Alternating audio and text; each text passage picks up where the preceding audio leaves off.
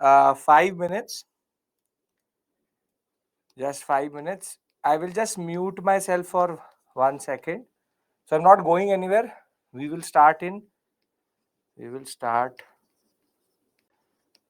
minutes. Right? So I'm here. 5 minutes. I'm just going to mute myself. How I do it in the break itself.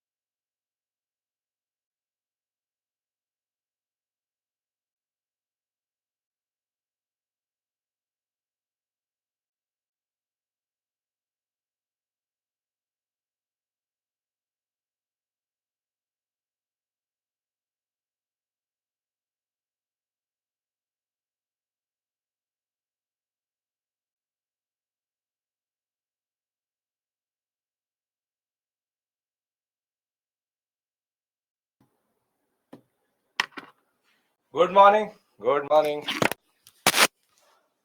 Okay. Audible, visible? Yes, very good. Thank you. Just needed 1 second to set the studio.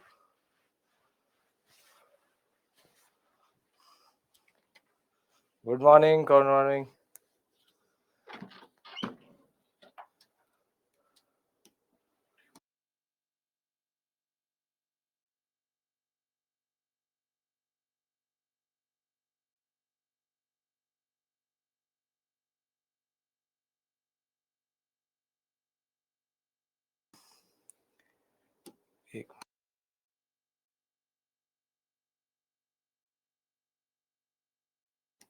Just give me 1 minute.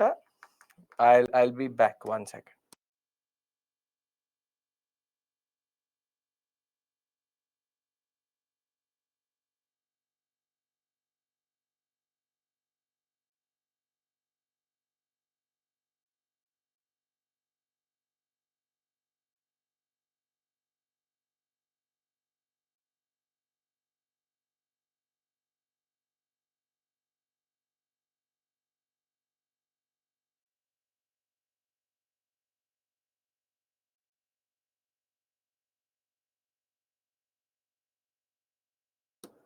Okay. Everything sorted? Yes. Extremely sorry for this 10 minutes.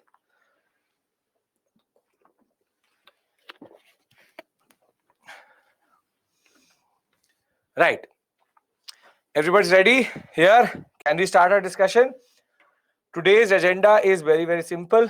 We have to first discuss Sikhism, or what we have to discuss is the Anglo-Sikh wars. Once we're done with this, we will move to the next most important area, which is going to be subsidiary alliance. Thereafter, we'll understand doctrine of lapse. Then we will discuss the concept of the judiciary and the ICS.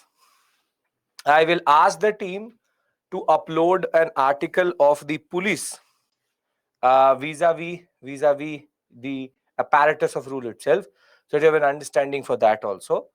And thereafter, we have to go into economic history. So we are surely now transitioning away from expansion of British Raj itself, and we are now going into a new zone, which is basically the concept of economic history, judiciary, ICS, and we're now going towards the policies of the rule rather than expansion of the rule itself. So our agenda is changing a little bit. I will tell you how it is basically structured in a way that we have created certain foundations. Let us first finish Anglo-Sikh wars. Then we'll talk about the trick to learn wars itself. And thereafter, we'll move into these policies. So if everything is clear till last point, where will the article be uploaded? Into your dashboard itself.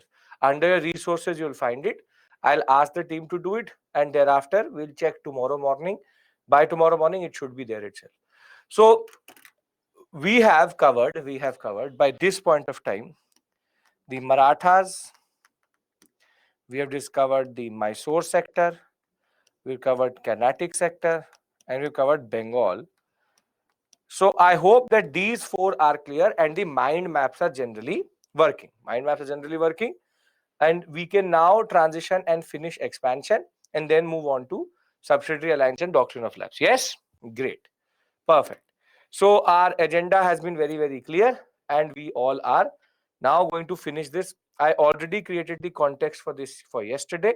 I'll just reiterate that point, and we will then move out of this section itself. So let's try to do that. Okay. Now, yesterday, if you remember, we discussed how Sikhism had evolved into the Khalsa, and Khalsa had evolved into missiles. And out of these missiles came out a very important personality called Ranjit Singh. And it is Ranjit Singh who is considered as the consolidator of the Punjab, the Sikhs in or Sikhism in the whole sector vis-a-vis Punjab, because he will do 2 to 3 very important things. First is to dissolve this concept of missile itself. He will use a policy in which he will disintegrate any inefficient missile generally. Further, what we will see is that Ranjit Singh will have what is called the Treaty of Amritsar, under which he went into an understanding with the sector, with the British, and made sure that the Satluj became the border between them. And further, he made sure that there was what is called the Treaty of Perpetual Friendship. Treaty of Perpetual Friendship with the British. So basically, there is an agreement between the British and the Sikhs that we will not cross over the Satluj, and the Satluj will act like the border of these two basic places. Now, the discussion, if you remember, stopped when Ranjit Singh died, and after Ranjit Singh, there was a flurry of his sons getting murdered, in which we saw first you had Ranjit Singh. Then after Ranjit Singh, who's the next son? Who's the next son? Come on, revise with me. Khadak Singh, very good. Khadak Singh murdered. Then you have what? Nonial Singh. Nonial Singh. He will also get murdered. Then Sher Singh. Sher Singh will also get murdered. And the last is Dilip Singh. And under Dilip Singh, who's a very young ruler, under Dilip Singh, the real power is with Rani Jindan, and you have Hira Singh as the Wazir. This is where we stopped. Yes or no?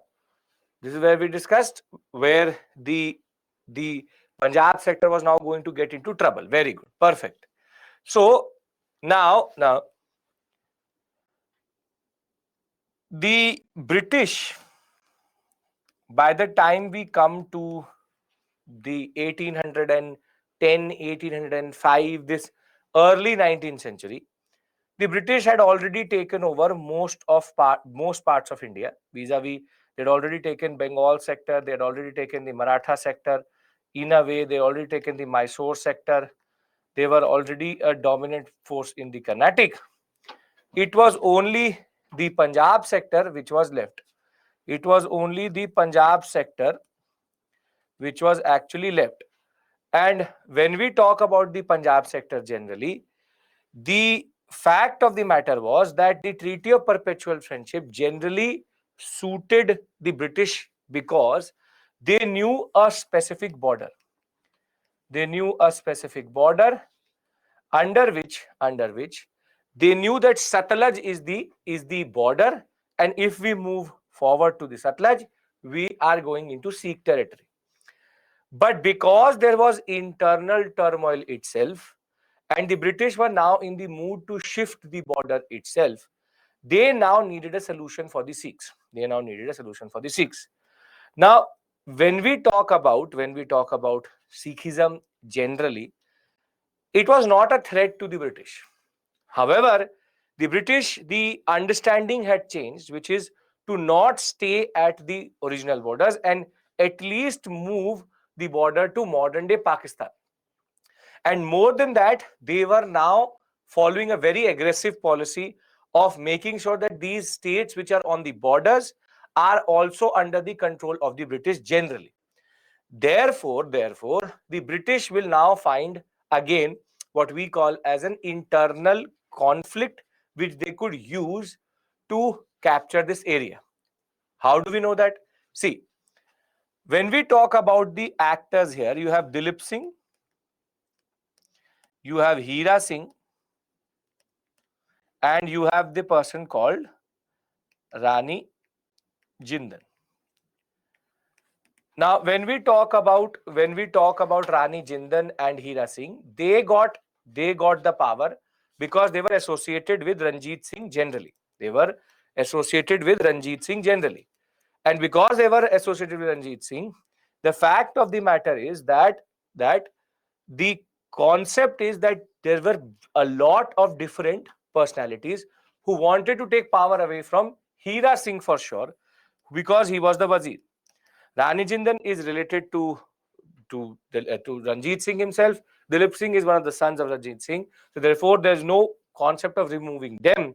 But the Wazir is selected by Rani Jindal and Dilip Singh.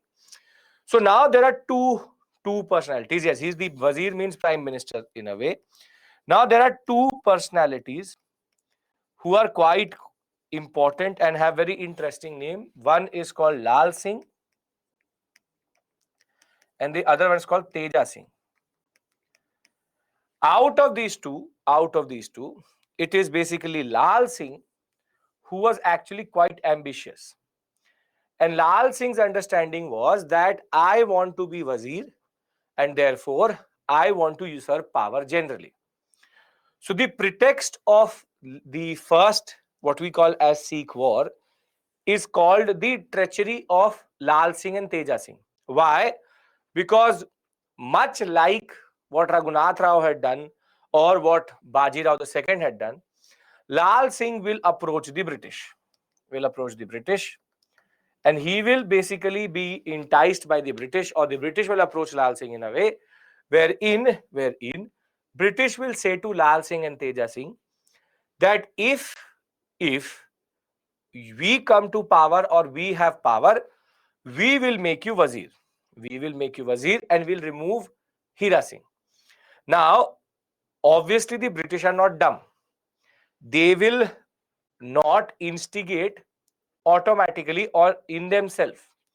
Rather, the British idea was that they were asking Lal Singh to breach the Treaty of Perpetual Friendship, so that it seems that the first aggressor are the Sikhs and not the British. How can Lal Singh breach the Treaty of Perpetual Friendship? How can he do that? How can he breach the Treaty of Perpetual Friendship? Come on. You know the answer to that. Yes, very good, Chaitanya. Great. He can cross the Satluj, which can then be seen as an act of aggression. Great. Perfect. Now thinking like the British. Very good.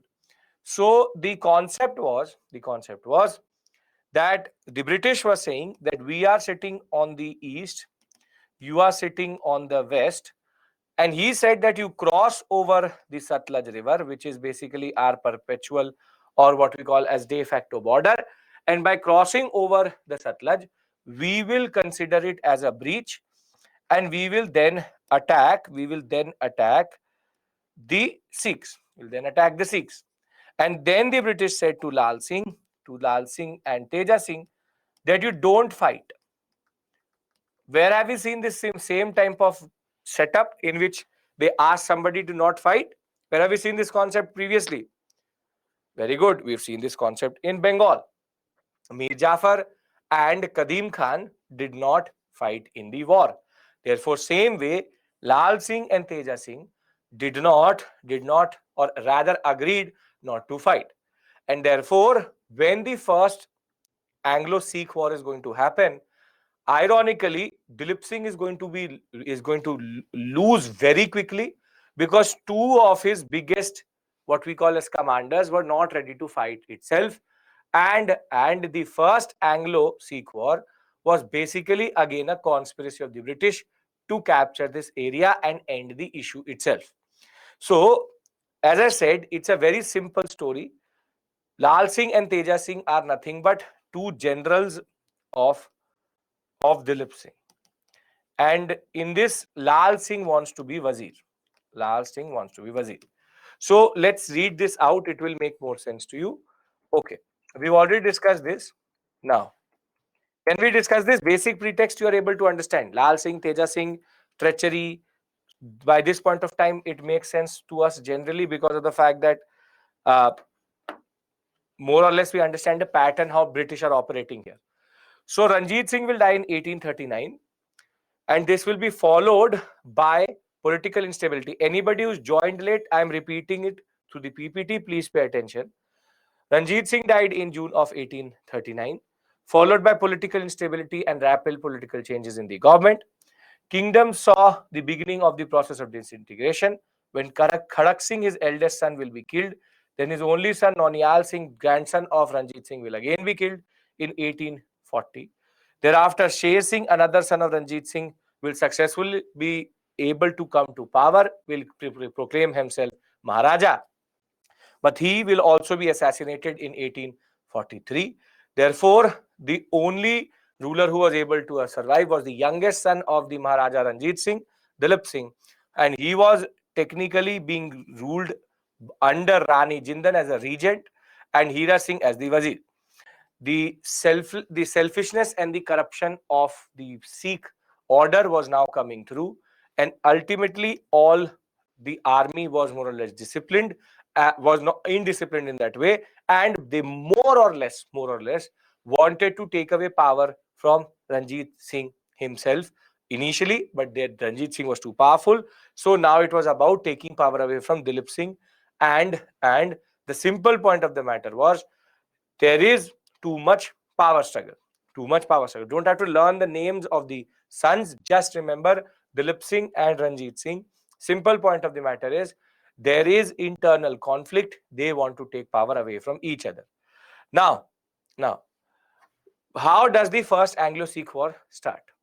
The first Anglo-Sikh War starts. See, as it is, the British were moving in the Satluj sector quite aggressively. So in the Satluj sector, they were moving quite aggressively.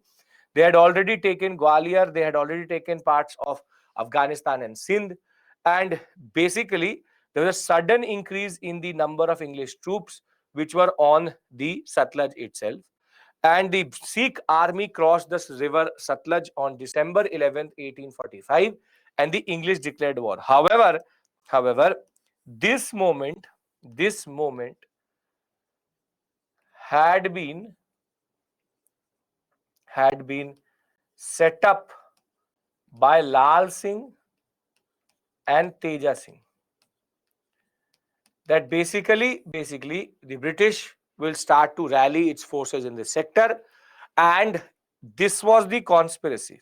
This was the conspiracy that we will not do anything.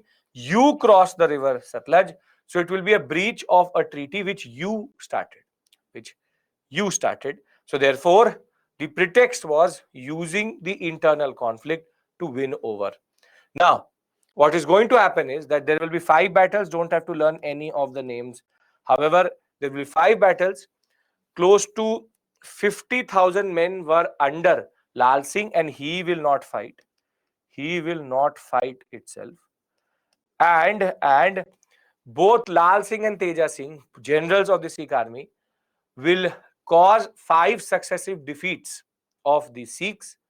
And at Lahore, the British forces will enter even without fighting on February 20th, 1846. And the Sikhs will then sign one of the most humiliating treaty, which is called the Treaty of Lahore. The Treaty of Lahore is basically I'll give you a mind map in the end, don't worry. The Treaty of Lahore is considered the first major treaty which took away a lot of things from the Sikhs. Now, why is the Treaty of Lahore considered problematic, and how is it actually going to be succeeded by what is called the Treaty of Bhairoval?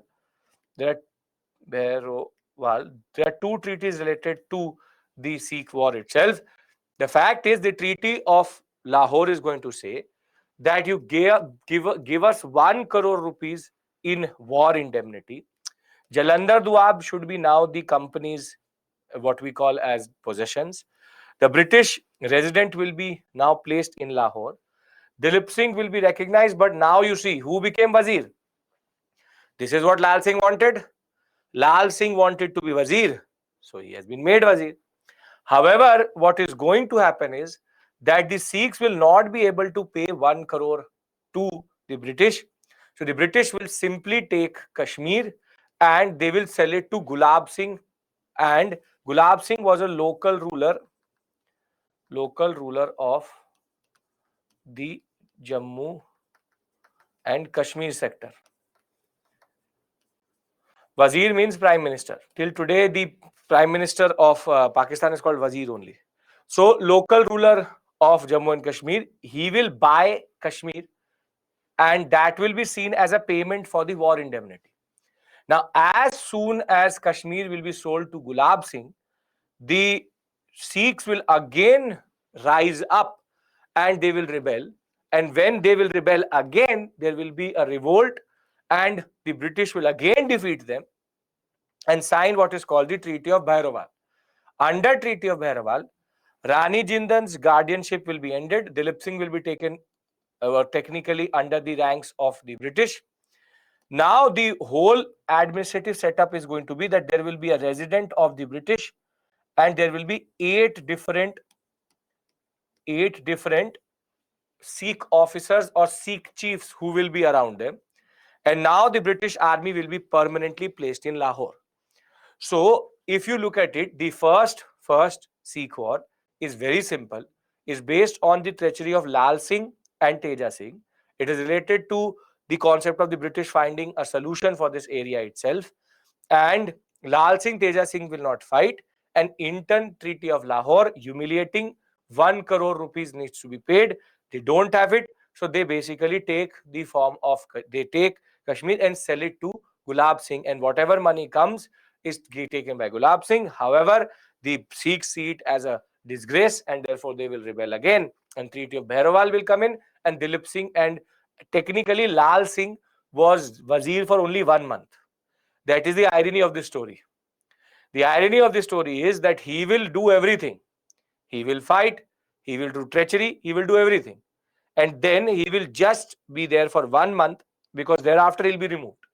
Because he fought in a way with the British over this concept. So it's a very simple concept. And if you look at the second Sikh war, I'll do both of them together because they're related. And then I'll give you a mind map. Is this making sense? I'll give you a mind map generally. Yeah, Kashmir was under Sikhs. Ranjit Singh had already taken it. Yes, very good. Now the second Sikh war is actually even more straightforward. The Sikhs were now under British domination. They didn't like that. And what is going to happen is that the Multan governor, his name was Mulraj. His name was Mulraj. Mulraj was going to be replaced by a British appointed personality. Mulraj, a Sikh, will not accept it. And when Mulraj's replacement will be sent by the British, Mulraj is going to kill those what we call as nominees. And what is going to basically happen is now Mulraj will say, let us the Sikhs rise against the British. Let's find a solution for the British itself. They will again rise and the British will literally crush the Sikh, what we call as regiments and Mulraj, and now fully annex Punjab and take it under their rank. This is basically the second Sikh war. What is the similarity between second Sikh war and third Maratha war? What is the concept of second Sikh war, third Maratha war? What is the similarity?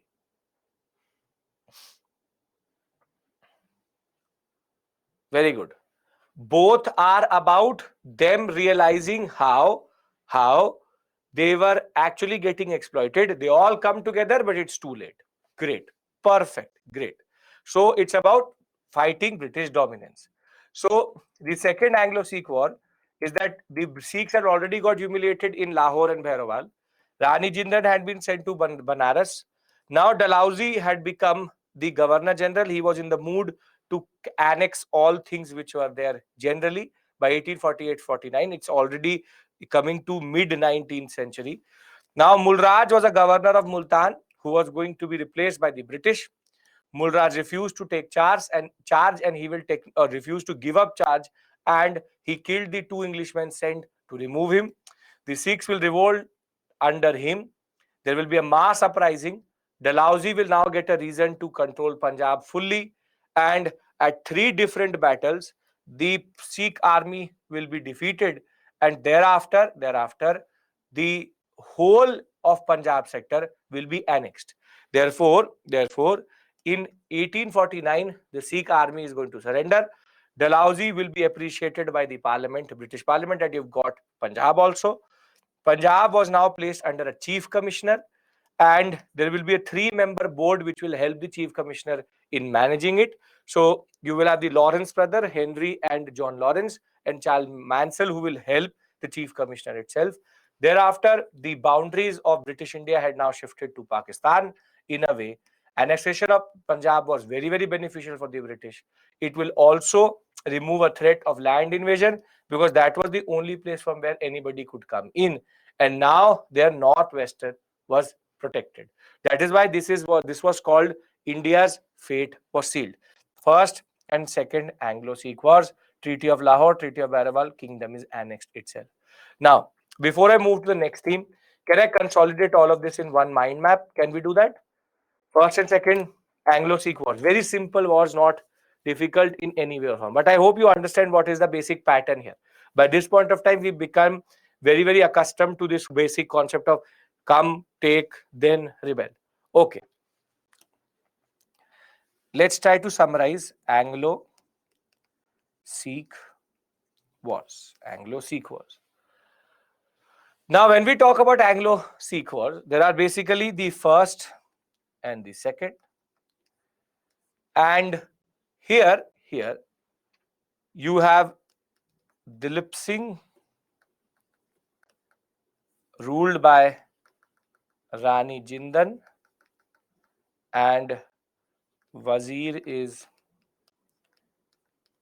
Teja Singh. No, not Teja Singh. Wazir is Hira Singh.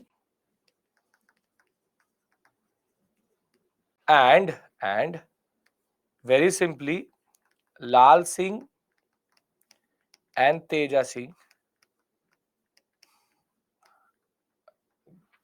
conspire with British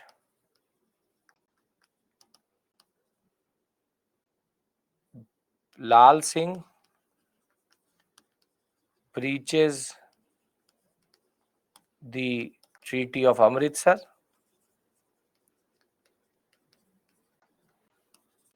British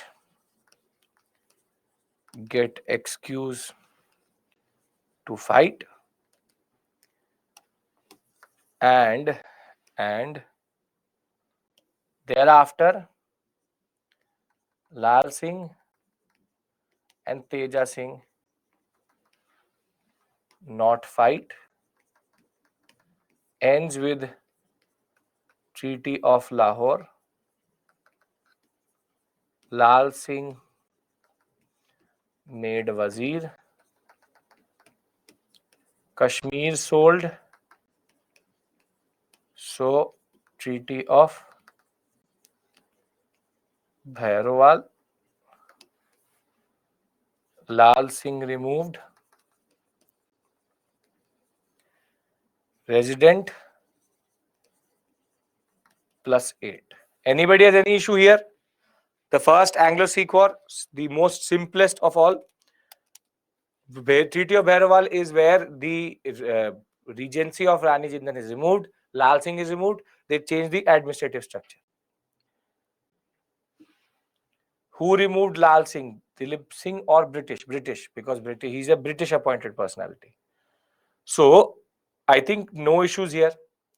Thereafter, when we talk about the second Sikh war, it's again very simple. Humiliation of the first war. Mulraj,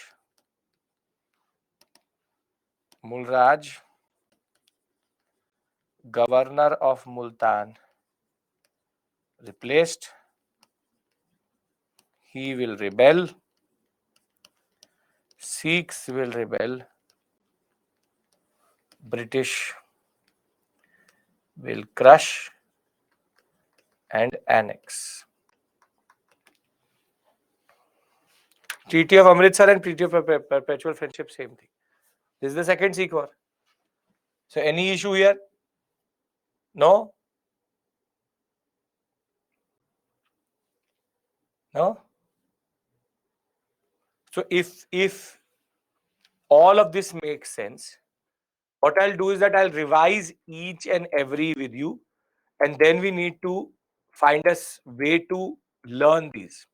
We are now moving into module number 5 and 6, which is consolidation and economic policy.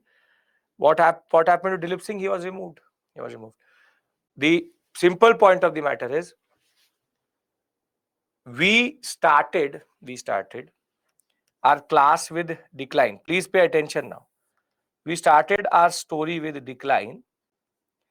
We then saw the advent of Europeans. And today we have, in a way, done expansion of British. If you look at it, I have shown you how the British expanded directly in India itself. And today we have to understand now policy plus economic policy, economic exploitation, because their basic motive was economic exploitation. Before I do that, I am moving on in a certain resident plus 8 means resident and has 8 chiefs around it. If whatever we've done till this point, it makes basic sense, I'll consolidate with you. I will teach you the trick how to learn the basic sequence of wars, and then I will also just close this topic and we'll move to subsidiary alliance and doctrine of lapse. Yes, come on, I have to be more enthusiastic. See, Rashmi, I really don't care about Lal Singh and Teja Singh, but Lal Singh made Wazir removed. Teja Singh would have been murdered by somebody. I don't care. That's the basic point. They are just actors in my story. Whatever happens to them in the main story is that. Economic exploitation. We'll talk about it. Okay. Now, what have we done?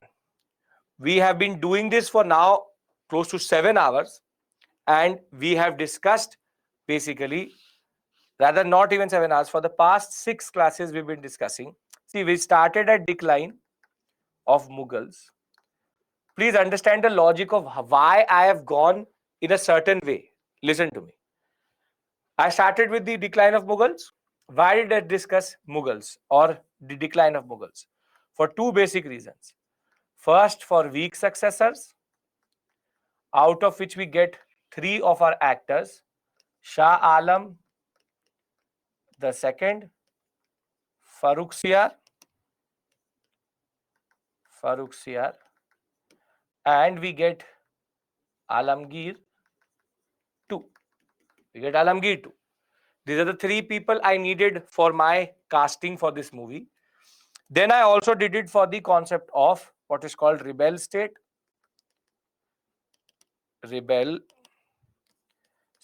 and successor state.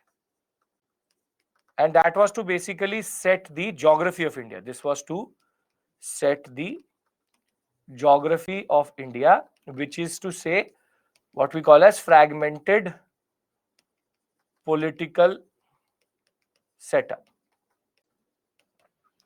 Anybody has any issue in this? Why did we do it?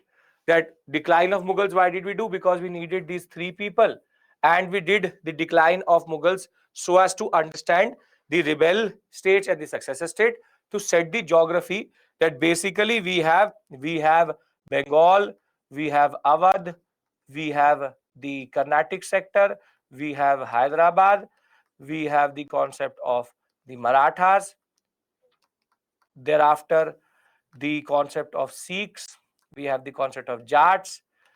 So we were technically trying to set the stage. So in a very systematic way, we created a certain image. Then I moved to advent of Europeans.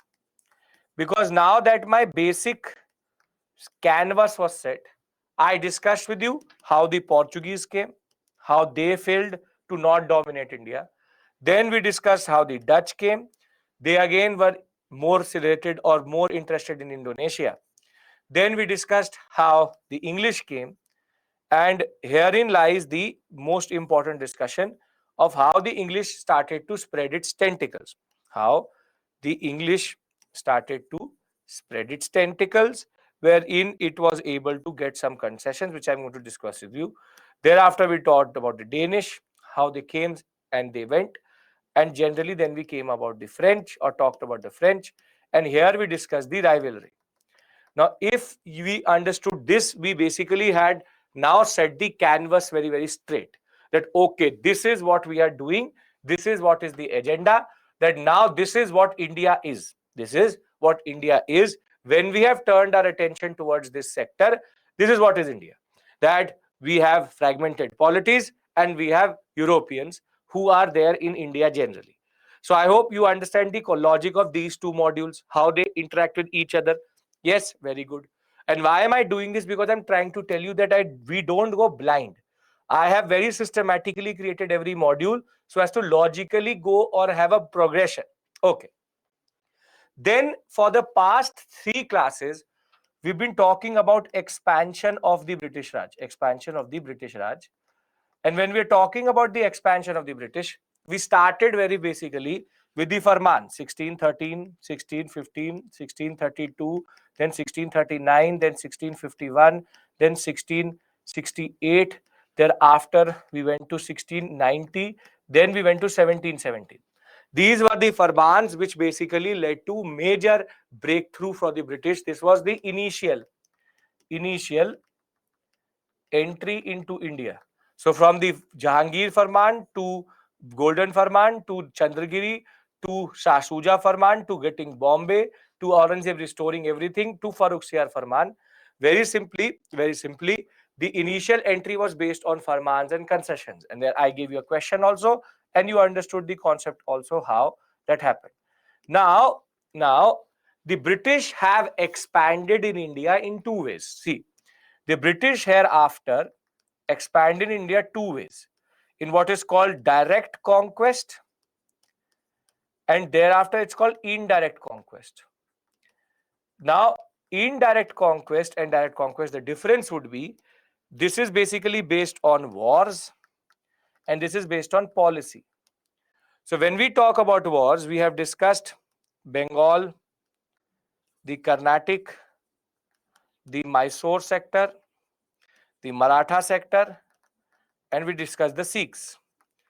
But one thing which I have not touched till this point is indirect conquest via subsidiary alliance and the concept of doctrine of lapse. This is what I have to discuss with you now. The doctrine of lapse and the subsidiary alliance.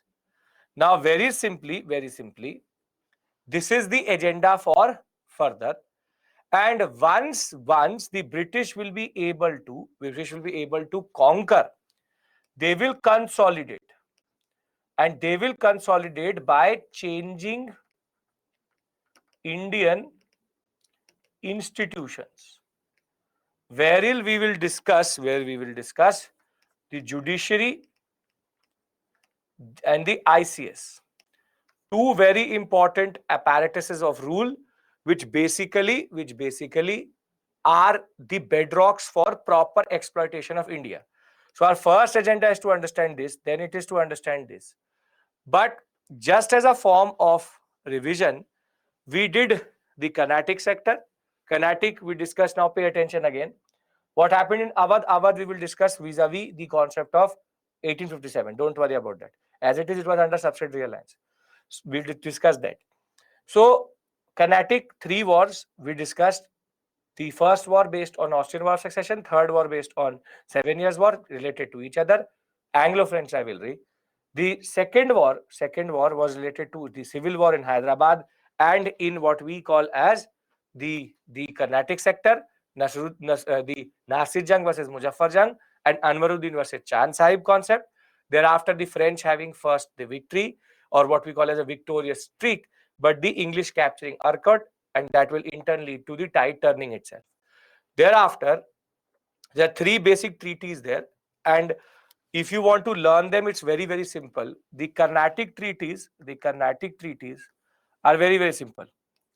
Aix la Chapelle, then you have Pondicherry, and then you have Paris. Yes. So you learn it like IPOPA, IPOPA, AIP-PA, IPOPA. It's very, very easy that way. Thereafter, you can move to the what we call as Bengal sector. In Bengal sector, we discussed Plassey, and we discussed the concept of Buxar. And Plassey and Buxar basically are two what we call as very turning point moments, specifically Buxar, because we'll be back with regards to this, which is the Diwani rights and its implications. That is the discussion for what we call as economic exploitation. Then we moved to Marathas. Marathas, we discussed three wars again. First war based on Raghunath Rao going to the British. Second war related to Baji Rao II going to subsidiary lands. Third war, they were rising against the British. So here we discussed the treaty of, what is the first treaty? Come on, you remember it.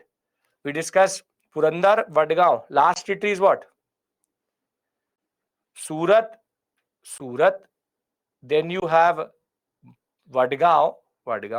Then you have Purandar, and then you have Vadgaon. Last is very good. Salbai, and thereafter the second war, Treaty of Basin. So here you only have to remember two, which is Salbus, which is Salbai and Bus on Basin. Then we discussed Mysore. Mysore is very, very easy. Madman Seri, Madras, Mangalore, and Seringapatanam. And the easiest of all of them is basically the Sikh one, which is Sikhs is what? Lahore, Bhairoval, Bhairoval, and that's it. Labhai. So that's it. So these are the treaties. You have IPOPA, Salbus, Madman Seri, and Lalbhai. Are we clear with regards to the treaties? This is what we discussed till this point. Yes? Yes. Now, Treaty of Amritsar is Ranjit Singh, separate issue altogether. Now, if all of this makes sense and you are able to understand the logic, I would like to give you the trick to learn the wars. Can we discuss this? Because then I want to practice certain questions with you to show you how it actually works. Yes? Stories are not important, Aarti, if you can remember what I have discussed with you right now. Basic causes and consequences. Right? Can we discuss the trick to learn wars? Yes? Everybody is attentive because this is very, very important. This is 1757 and this is 1764. Now, see, out of all the wars we've done today, this is the basic wars which we've done. So we started with first Carnatic, second Carnatic, third Carnatic, Plassey, Buxar. Now see, any student who can learn this, firstly, impractical, makes no sense. I don't have the time. I hope you also don't have the time to waste into this. So I am not going to concentrate on this. Does not really matter to me. Rather, what matters to me is that there's a pattern. The beauty of this is there's a pattern. See, if you look at it, Carnatic ones happen in sequence. First, second, third. Thereafter, you have both Bengal. So you have Plassey and Buxar. Now there's a catch, wherein first Mysore happens and then first Maratha happens. Thereafter it's Mysore, Maratha, Sikh. So if you look at the basic sequence, it's Carnatic, Bengal, Mysore, Maratha, and Sikh. This is the basic sequence. But the catch is that as much as it is CCC, BB, it is my, ma, then my, ma, ma, and CC.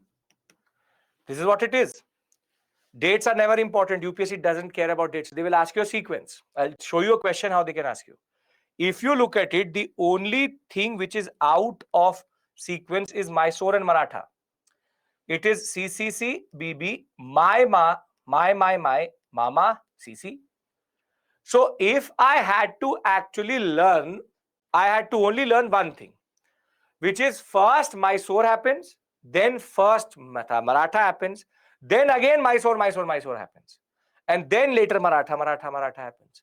Don't look at the last date, look at the first date. We have to discuss the starting of that whole period.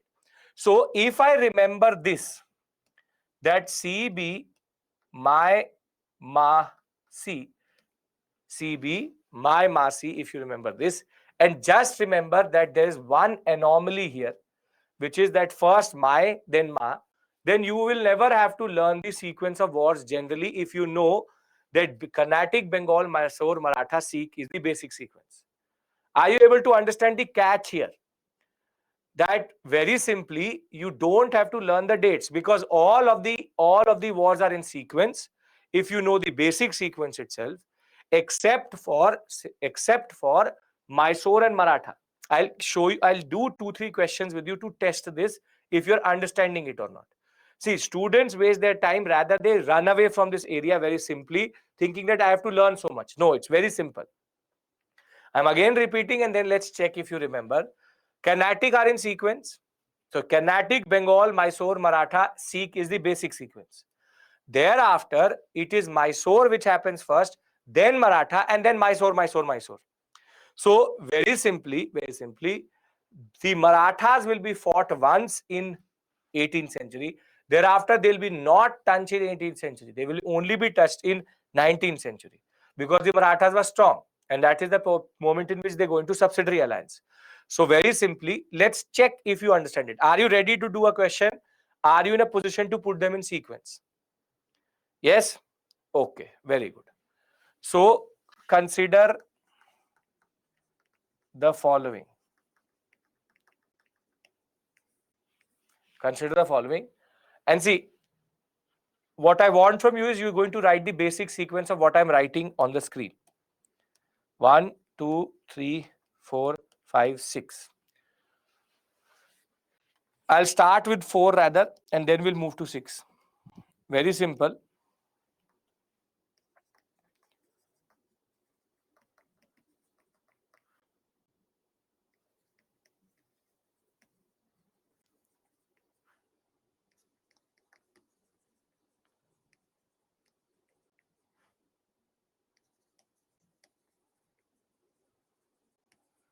What is the sequence of this? 1, 2, 3, 4. 1, 2, 3, 4. Carnatic, Mysore, Maratha.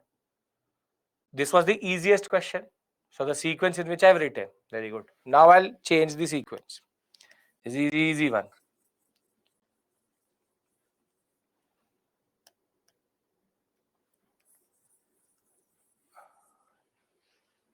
Okay.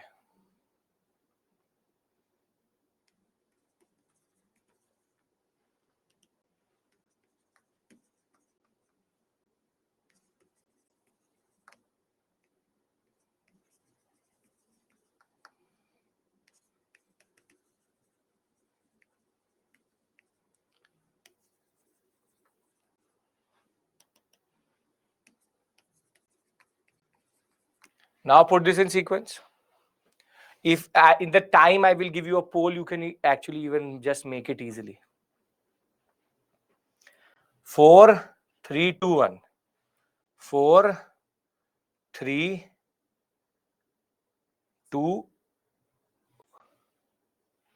4, 3, 2, 1.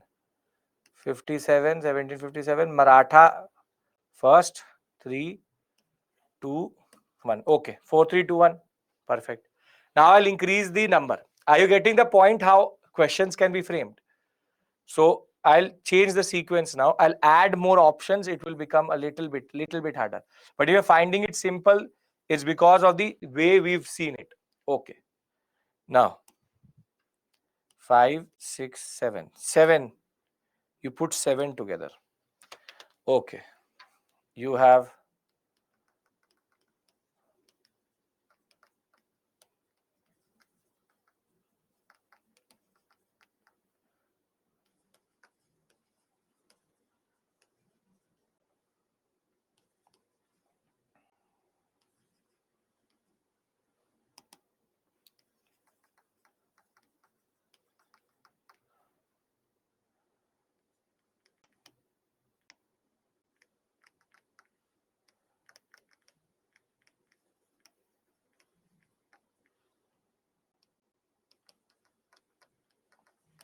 now put this in sequence.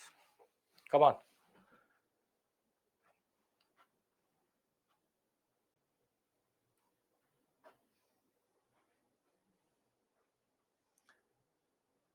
Take your time. I'm not asking you to do it quickly.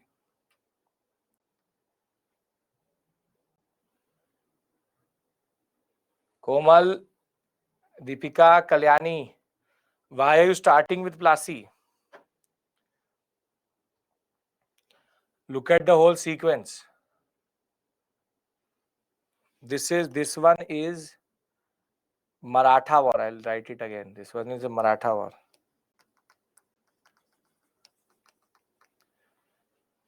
Take your time. Take your time. No issues. 7 are there, so no issues. Everybody is writing little bit different, but more or less 2, 7, 1, 5, 6, 3, 4. This is what they're writing. So, which is the first one? Carnatic has to be first. Thereafter, you will have Palasi, then you will have Buxar. Thereafter, you will have Mysore, first Mysore, then the second Mysore, then no, not second Mysore. Then you would have the Marathas, then you will have Mysore, and last would be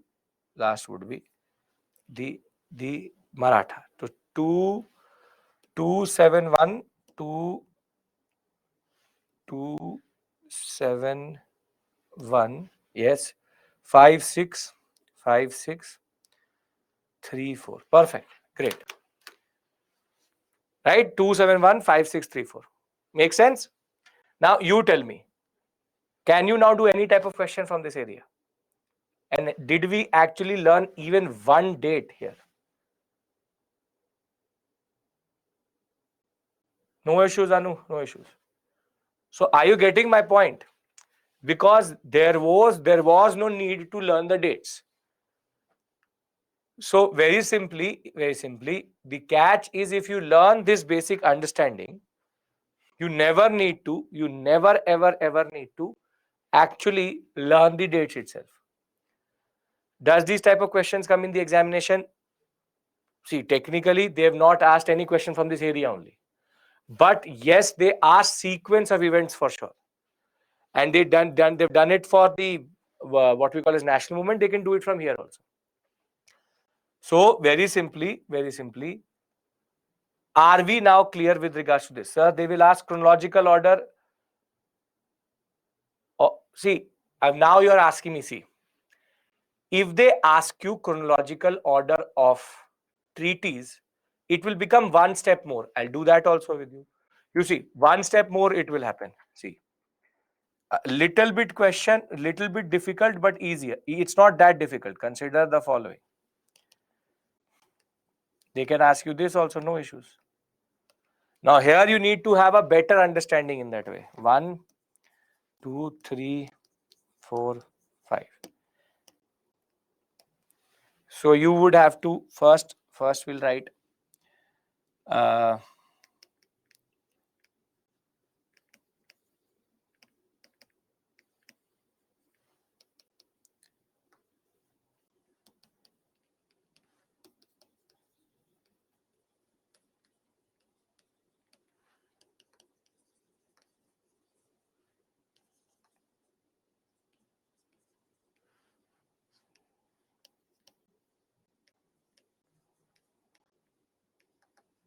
Now put it in sequence. One step more you need, that's it. You would have to convert it into a certain understanding. Subhash, you're writing no, not correct.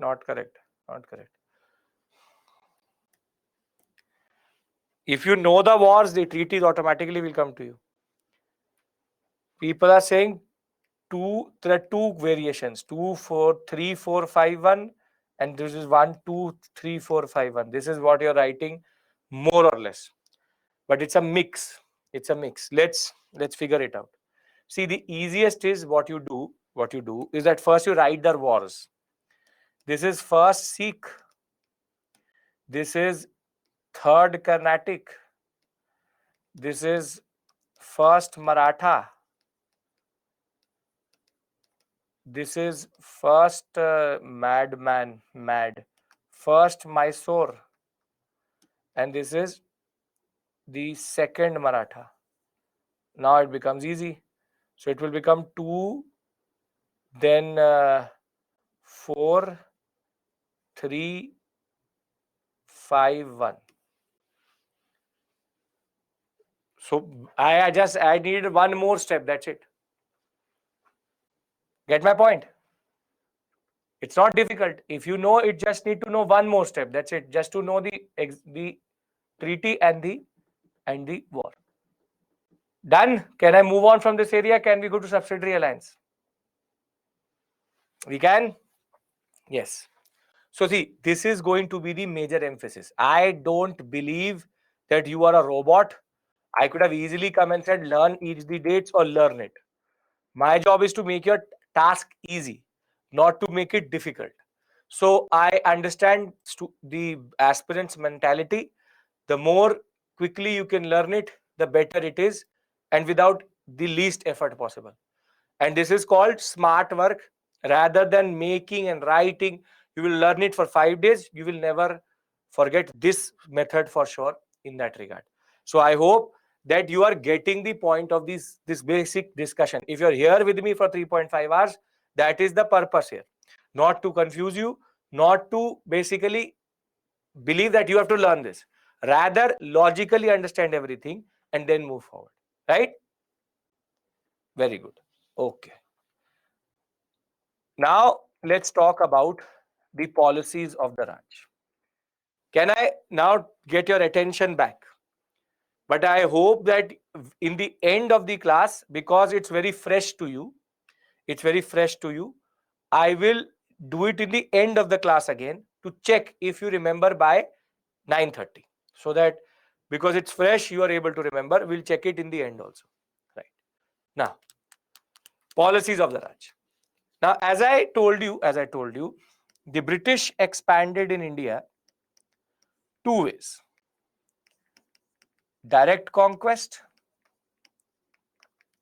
which now we've covered, and there's something called indirect conquest.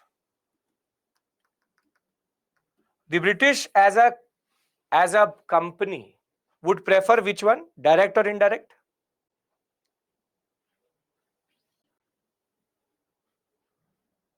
They would like indirect, because this means war, this means spending, and this is expensive.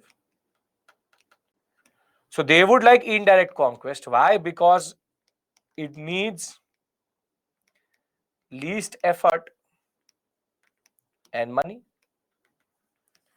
So the British as a company would like indirect conquest over direct conquest.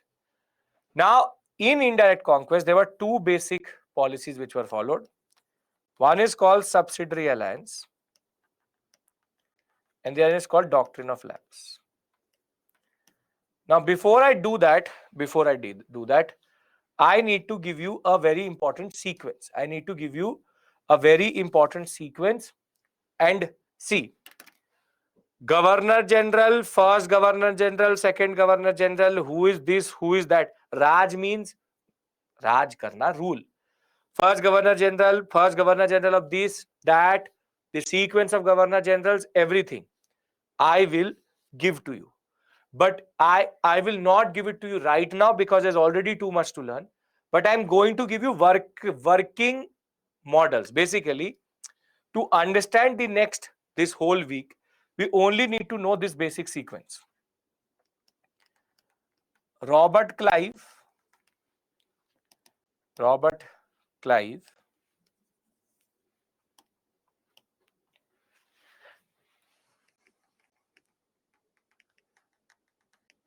thereafter Warren Hastings, then comes Cornwallis, then comes Wellesley, then comes Bentinck, and then comes Dalhousie. Are these all of them? No, they aren't. Don't bring Albuquerque. Albuquerque is not a Britisher. Don't very simply think they are all of them. But these are the main ones. These are the main ones. And these are all the governor and governor generals of Bengal. And very simply, Mountbatten is the last one. Very simply, when I say Wellesley, when I say Dalhousie, when I say Cornwallis, when I say Warren Hastings, when I say Bentinck and Robert Clive, it should now ring a bell. It should now ring a bell. And there's also tricks to learn these. There are also tricks to learn this. I'll give you a very simple trick. You can find your own space with regards to that. The trick is very simple. Is to make stories. Is to actually make stories. I'll give you a very simple story. See, Clive and Hastings had a Cornwallis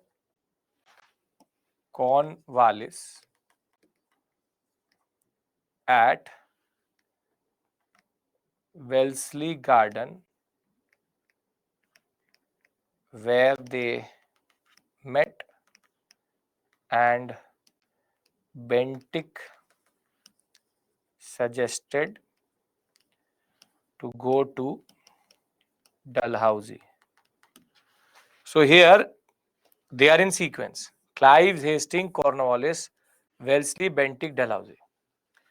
So you can make a type of story, and if you remember that story, you remember their sequence. But with the 20-25 governor generals, the story itself is going to become extremely complex. But for the initial ones, Clive, Hastings, Cornwallis, Wellesley, Bentinck, and Dalhousie, I'm not giving you dates again, but I'm giving you their order. Will you be able to now associate Wellesley and Dalhousie with governor generals? Yes? Okay. If all of this is clear, then let's talk about subsidiary alliance. Let's talk about subsidiary alliance. Okay.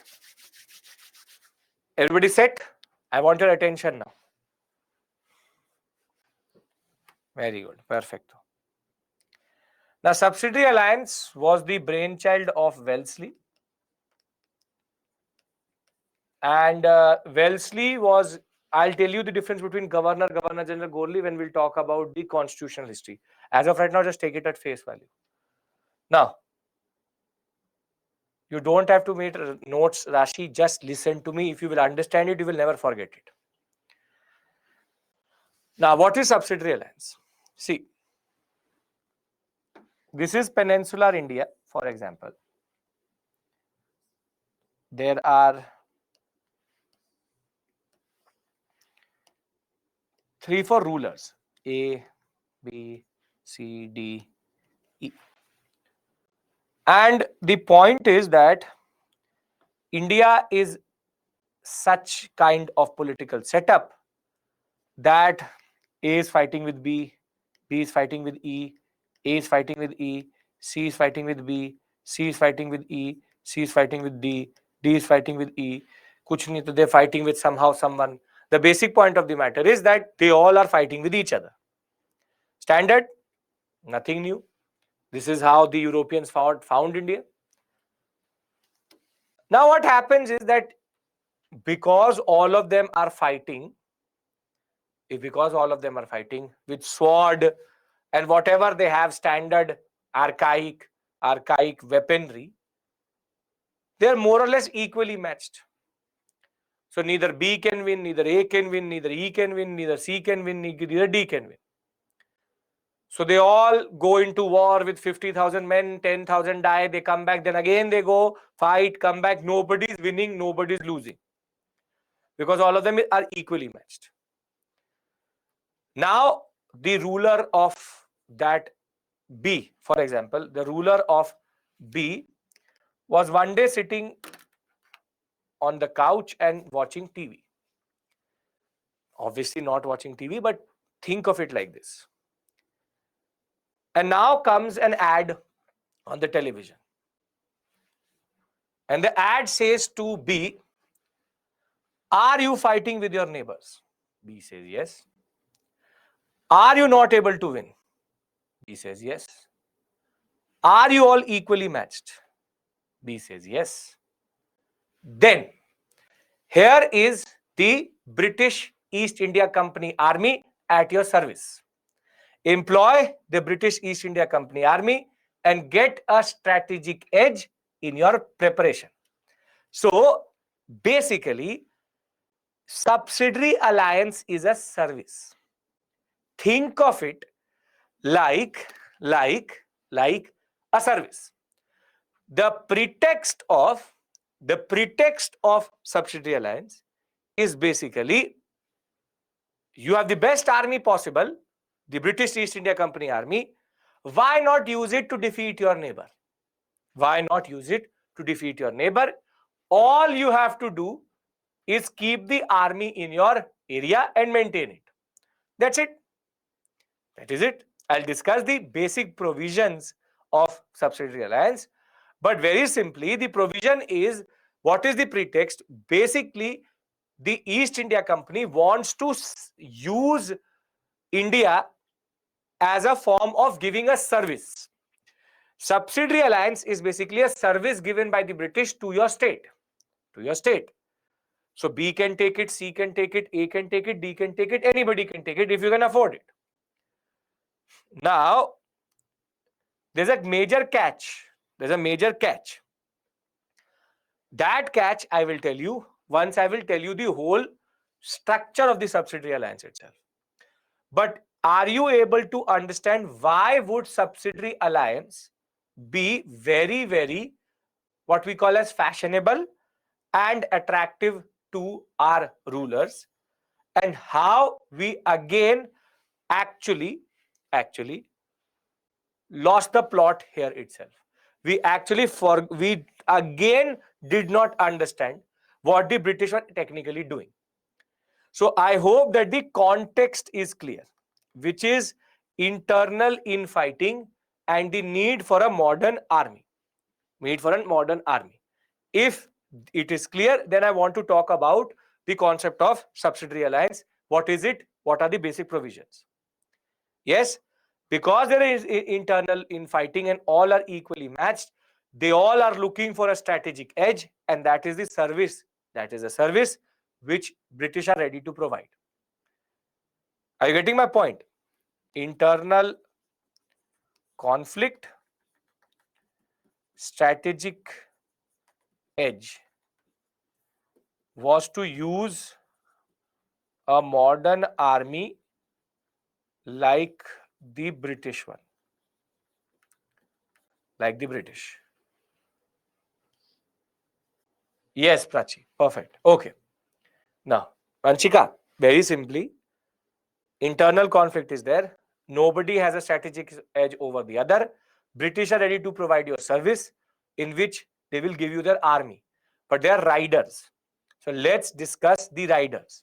So what are the features or conditions under subsidiary alliance? Remember, this is the same subsidiary alliance which Baji Rao II will agree to. Which Baji Rao II will agree to. I will tell you, what if the second state also takes subsidiary alliance? There's a very important catch there. What if A and B both employ subsidiary alliance? Don't worry, don't worry. I will tell you. Okay. No, it will not lead to the. They are British are not that dumb that they'll fight with each other with one regiment there, one regiment there. You look at the provisions and then you will see the master stroke. That basically the British control everything. Now, can I discuss the features and then we'll discuss the issues? Very good.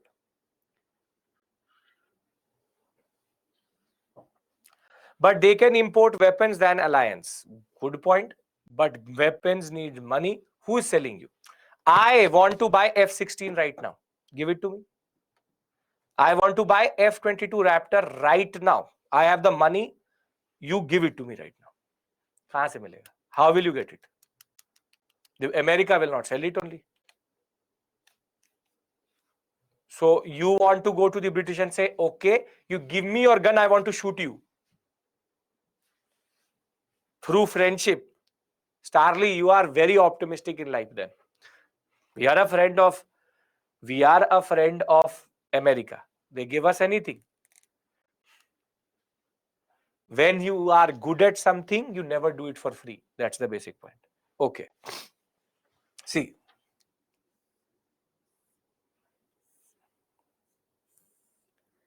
This is a ruler. This is a ruler. A. Now, if A goes under subsidiary alliance, pay attention. If A goes under subsidiary alliance, so A had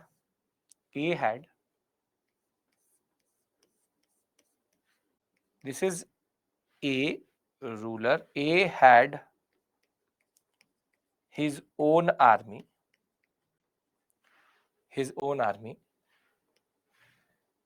Now, if A goes into subsidiary alliance, the first condition under subsidiary alliance is the ruler needs to disband his own army or remove his own army. So, very simply, this needs to go. This needs to go. Now, in place of this,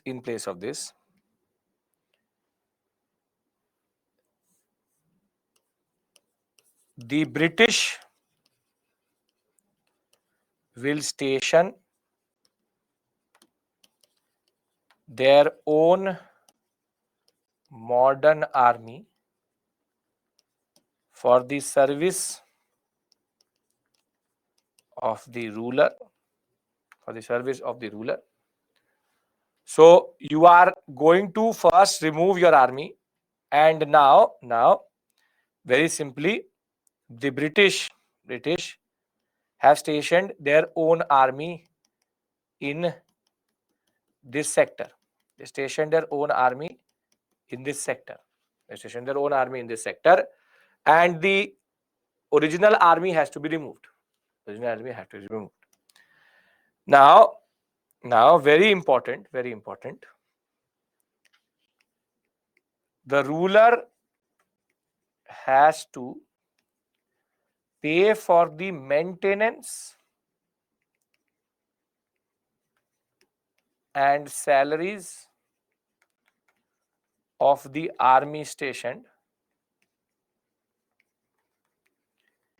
in return of this alliance. If you have an army, what is the most expensive aspect about an army?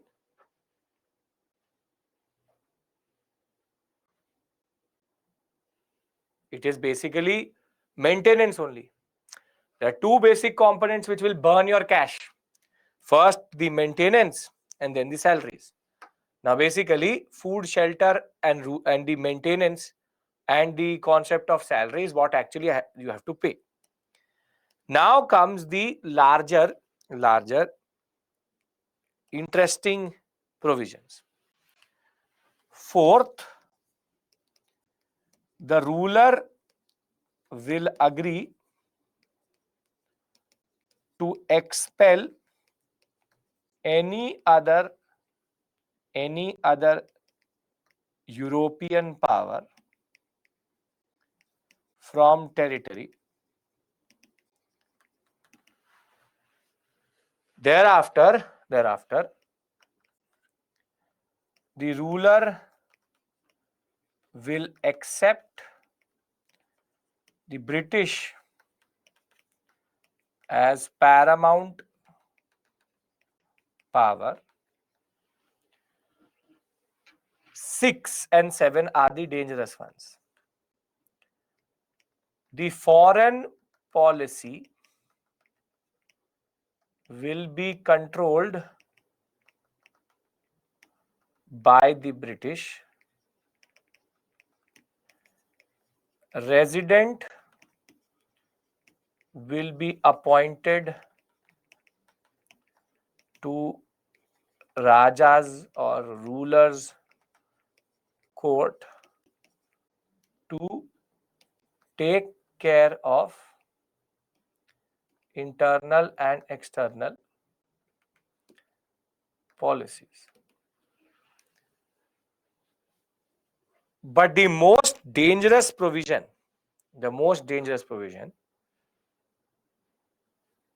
is if a ruler not able to maintain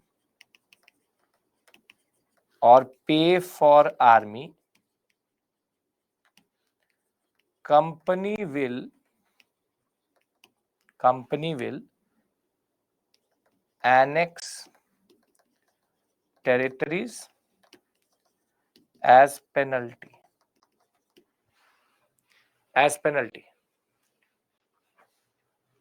The most dangerous provision is this one. This is the most dangerous provision. Now think of it like this. You said to me, sir, what if in this configuration, B also takes subsidiary alliance, C also takes subsidiary alliance, and E also takes subsidiary alliance. So what the British will do, they will make peace with BCE. Because they control foreign policy, they will say that BCE should not fight together. So that they don't fight with their own armies. Further, they will exaggerate the conflict with D and A because they don't have subsidiary alliance. So to show to D and A that because you did not take subsidiary alliance, you need to pay. So the basic point of the matter is that now a ruler is basically defenseless because he's disbanded his own army. So the first point is that he needs to disband his own army itself. Then they will appoint their army here. However, that army needs to be maintained by the ruler itself. Any other European needs to be removed. Basically, the European problem is also getting out of the picture. The ruler has to accept that the British is only the paramount power amongst all European powers in India. But the most dangerous provisions are 6, 7, and 8. Foreign policy is controlled by the British, but more important, the fact of the matter is that one British resident, a Britisher, is going to now sit in the court of the Raja, taking decisions for the Raja itself. And at one point of time, there will become a point that you will not be able to maintain the salaries and the maintenance. Because keeping a British army is a very, very expensive affair. So if you are not able to pay, then okay, the company will still be here, but now they will start to take away territories. They will start to take away small territories each month. And basically they will say that now this territory is our payment. So think of it like this, that I am, very simply think of it like this. My salary was 5,000 rupees. My salary was 5,000 rupees. Now I employ a servant whose salary is exactly 4,000 rupees. Now, if I look at my expenses, the servant is non-affordable. However, what I do is that 1 month I pay him 4,000, next month I pay 4,000. Then I say to my servant that, see, this TV is for 10,000, you take it, and you take 2 months payment. Now, what is going to happen is slowly I say, take the stuff from my house. One day, what is going to happen is that the house is going to be in the name of the servant and I will be outside. Therefore, this is exactly how subsidiary alliance works. That you take something. What if I want to opt out? There is no concept of cashback here, or what we call as you can withdraw your scheme. You withdraw. How will you withdraw? How will you withdraw? You don't have an army to fight with the British only. If you go into subsidiary, you cannot actually come out of it because you've disbanded your own army and you're more or less bankrupt. I'll tell you the advantages of this system. Tell me if the provisions are making sense. If the provisions are making sense, then I will tell you the advantages of the system. Right? You're getting my point? So, the advantages of this system, is very simple. Wherein the biggest thing which the British were able to do was that, now listen to me, they were able to have an army which was bigger in size in India, but they didn't pay for it only. If they had 1 lakh men stationed in India, only 20,000 was paid by them, 80,000 were actually paid by the rulers. And you think of the dumbness which our rulers are actually doing. That the British, at the end of the day, it is a British army only. So, our rulers are actually paying for our own colonization. We paid for our own colonization. Imagine it like this. Think of it like this, that we actually literally went to a person and said, take the money and now hit me.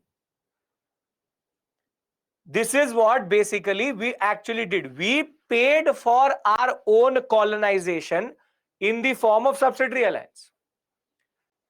So the first most important advantage is the advantage of this system is that the British can maintain an army much bigger in size to any other European power, as they did not have to pay for the forces. Second, the rulers paid for their own annexation and domination. The French were expelled from India as the English were accepted as paramount power. And fourth, very simply, is the concept that in the long run, the British had all the advantages in this alliance. So if you look at the provisions, it is technically a death sentence. It technically is a death sentence, wherein cause of subsidiary alliance is non-cooperation and faith amongst own neighbor kingdoms, where faith was an enemy. Bimal, you are bringing in faith. Here it's all about the money. There's no faith and all. British Don't expect ethics and spine from the British. But sir, if British will employ their army, then it will lead to killing of this army only to save local rulers in case of any battle. Pulkit, you understand one. Try to understand one thing. Listen to me. Very simply, listen to me. I own two companies. I own two companies. One makes toothpaste and the other one makes brush. Will I ever be so dumb to make the toothpaste factory make brushes and the brush factory to make toothpaste? Tell me. No. Why would I create competition for myself? So then why would two subsidiary alliance states fight with each other when the foreign policy is controlled by the British only? The British were smart. They never fought with their own, with any of the states which were under subsidiary alliance. They only fought with those states which were not under subsidiary alliance. So as I said to you here that BCE will never fight with each other, because then the British army is fighting with the British. They will only fight with A and D because they are not subsidiary alliance partners. Don't try to give me CSAT questions that what if this, then this, then this. No, no. Simple point of the matter is that the concept is very simple. Are these 8 points clear? That what does the British actually hold as power? Because then I give you a break and then I'll talk about doctrine of lapse when I come out. Very simply, what is the basic contour here? The basic contour is that you maintain the army, you remove your army. If you're not able to maintain, you get penalty in the form of taking your territory. Foreign policy is going to be controlled. The ruler has to accept the British as the paramount power. With one stone, all problems are gone. With one stone, all problems are gone. That basically the British can remove the French also. The British can have a big army also. The British does not need to figure out how to pay for that army. And the foreign policy and the internal policy of that state is also controlled by the British. The British are called a British resident. That's a position. He will be just stationed inside the court. That's it. Are you getting my point? How this works? Yes. So very simply, all the advantages are of the British in itself. So if this is clear, we take a break. We'll be back at 7:45. And when we're back at 7:45, I'll take the story forward with regards to how doctrine of lapse work. Acceptable? Okay. See you.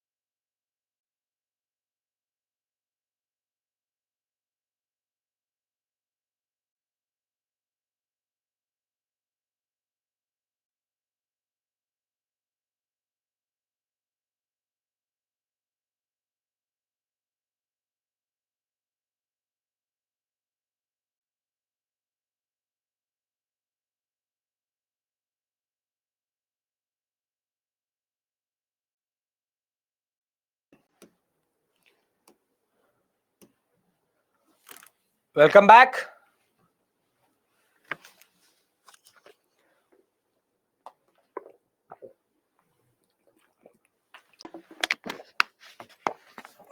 Welcome back. Welcome back.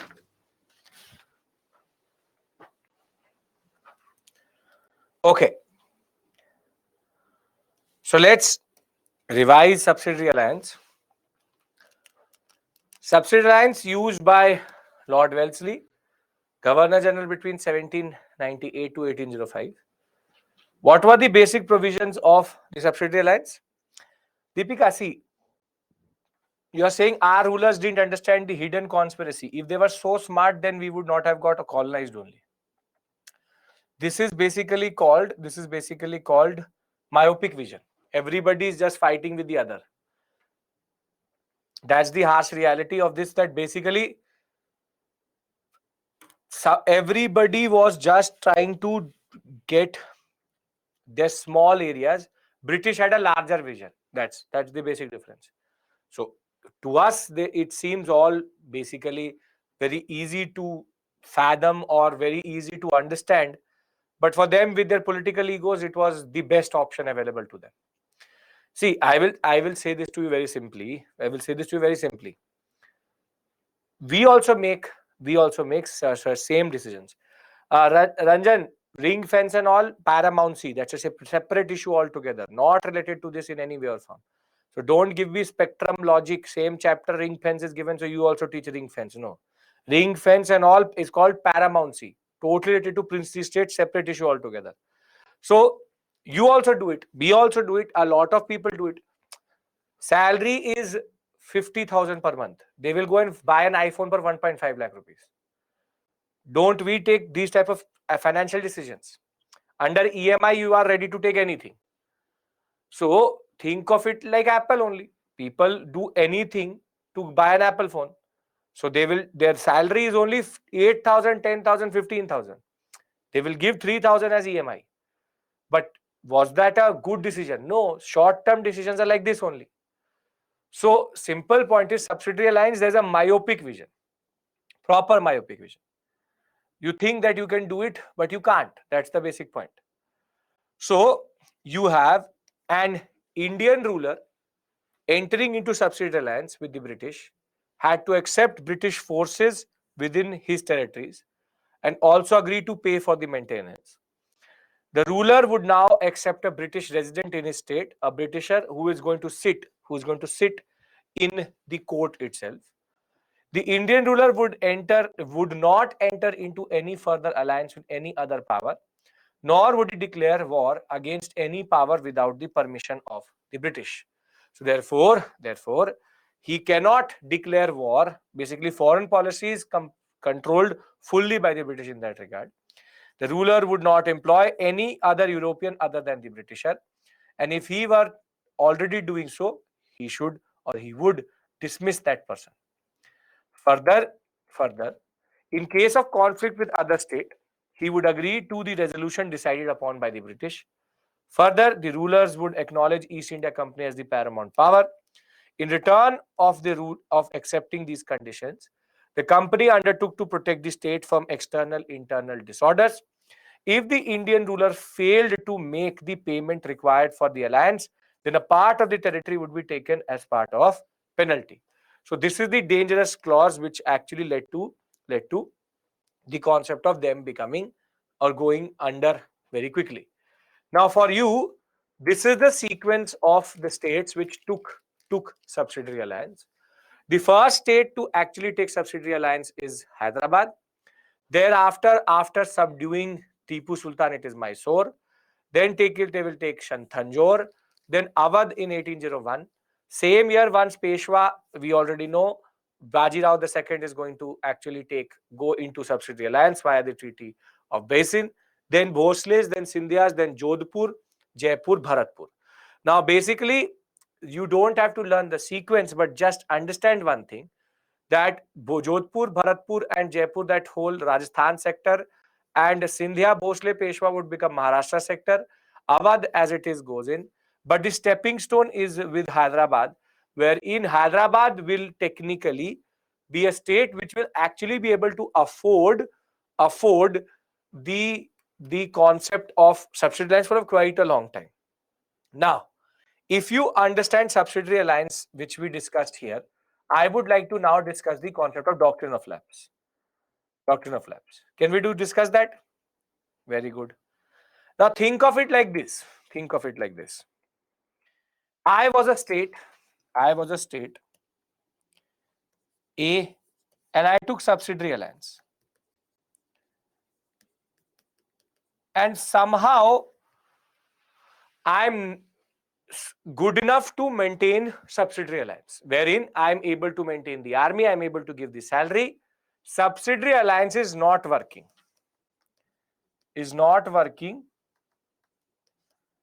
For annexation. Is not working for annexation. Therefore, the question is that the British bring in what is called the doctrine of lapse. Understand one thing, doctrine of lapse can be used independently. It can be used independently, but mostly was used in conjunction with subsidiary alliance. Subsidiary alliance, if it works, very good. If it doesn't, then doctrine of lapse was brought in by Dalhousie. Now, what is the doctrine of lapse? Doctrine of lapse, though Dalhousie was not the first one to actually figure it out, it was the idea of the court of directors, but it was introduced in India by Dalhousie.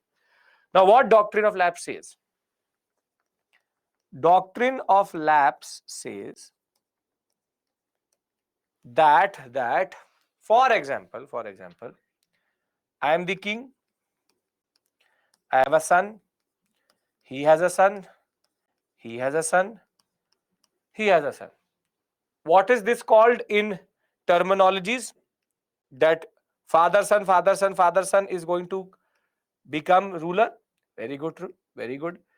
Hereditary kingship it is called. Hereditary kingship, that you have successor after successor after successor after successor. Subsidiary alliance did not work for annexation, means that the ruler was able to maintain, there was no penalty put on him. This is called patrilineality or hereditary kingship. Now the rule here is that here it's a naturally born son, wherein he's not adopted, he's actually the son of the king. Now, what the British said,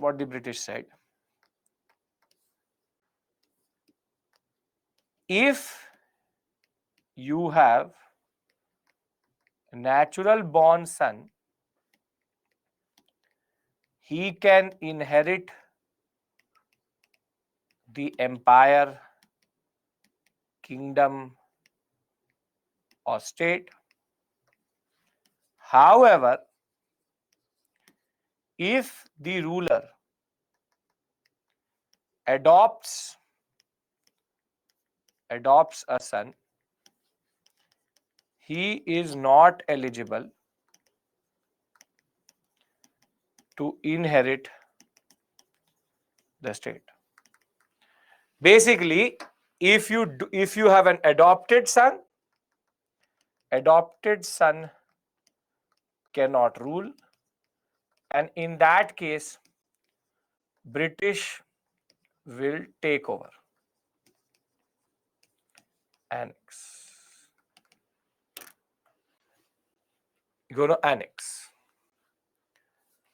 What if the daughter, if the king has a daughter? No, daughter not allowed. Only son can succeed. Unfortunately. Who are the Britishers to guide the rulers? Well, you only brought that servant and told him to take the TV. So now you are not in a position to say to that servant, who are you? When you have accepted under subsidiary alliance that the British is the paramount power, then you have already accepted subordination. So very simply, it seems infuriating, but the British did it. And imagine one thing, just for 1 second imagine, this British is not the British Parliament. This is not even the Queen or the King. It's a company. Imagine that the for example, Colgate Corporation or any other random private company today comes and says to you that you are not able to pay the EMI, though technically banks do that. That's a separate issue altogether, that they can take away your property and everything, but we take loans and EMIs like that only. The basic point of the matter is not even that. Imagine that your bank says that if your son is not naturally born, we will possess everything and take your wife also away with you.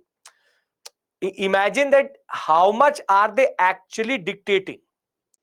How much are they actually dictating? The level of control the British is exercising is extraordinary. And you think of the rulers.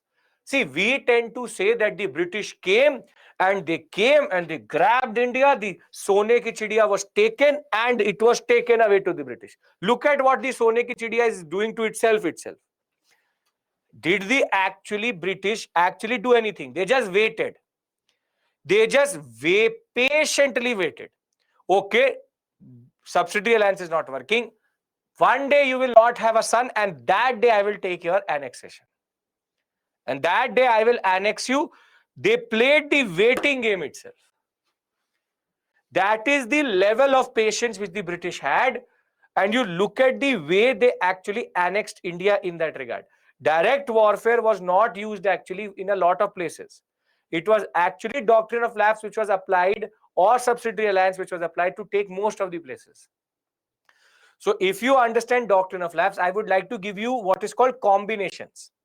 In what there are three basic combinations in which, or rather four combinations in which India can be conquered by the British. Can I give you that combination? Right? Okay.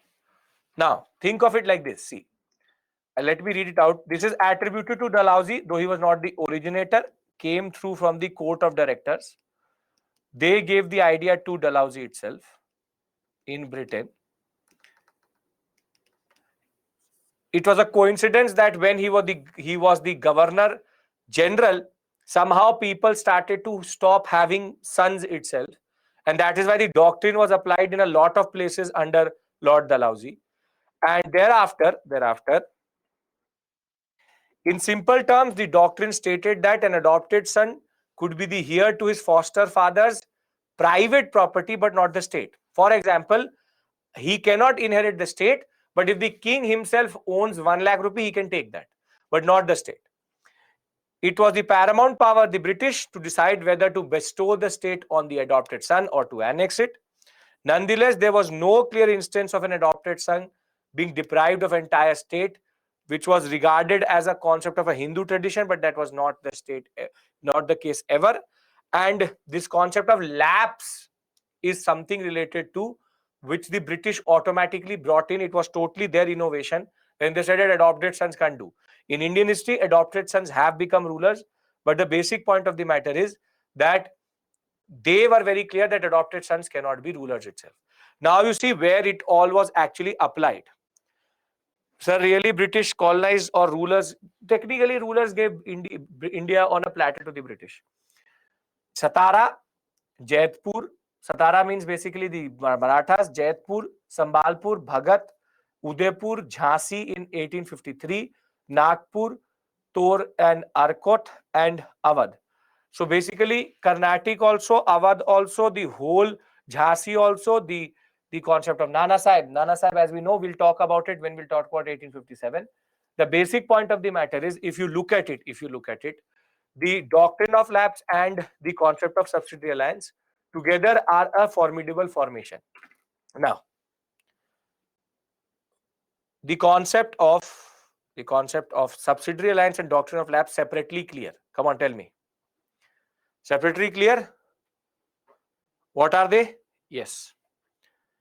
Now, I'm going to give you a hypothetical situation and basically simulate how the British could conquer India. And thereafter, we'll go to the judiciary. We can do this. I will basically give you the four basic ways in which British conquered India. But understand one thing. Sir, doctrine of lapse is applicable only when subsidiary alliance. No. Subsidiary alliance can be separate. Doctrine of lapse can be separate if the British are already dominating you. For example, Carnatic sector never went into subsidiary alliance, but doctrine of lapse was applied itself. Now you see, that is what I am trying to do here.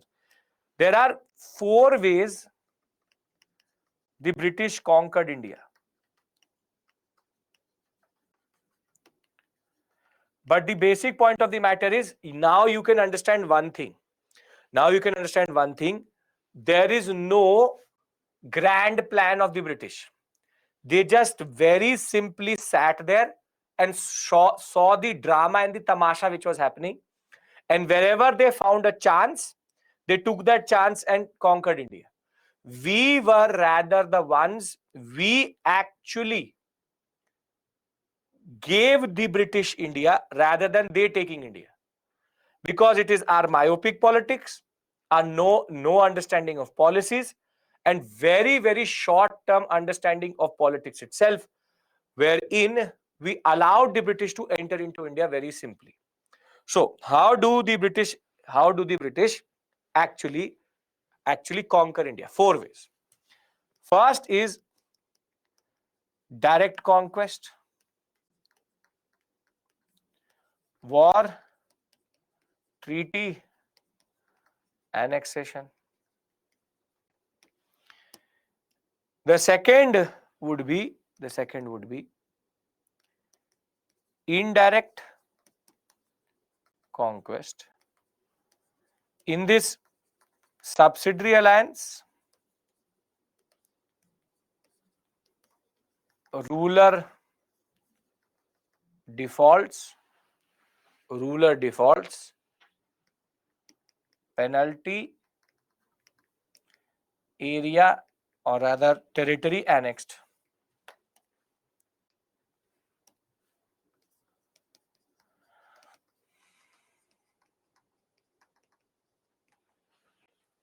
Thereafter, third, subsidiary alliance,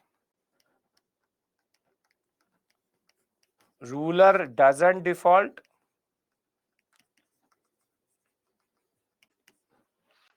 thereafter they will bring in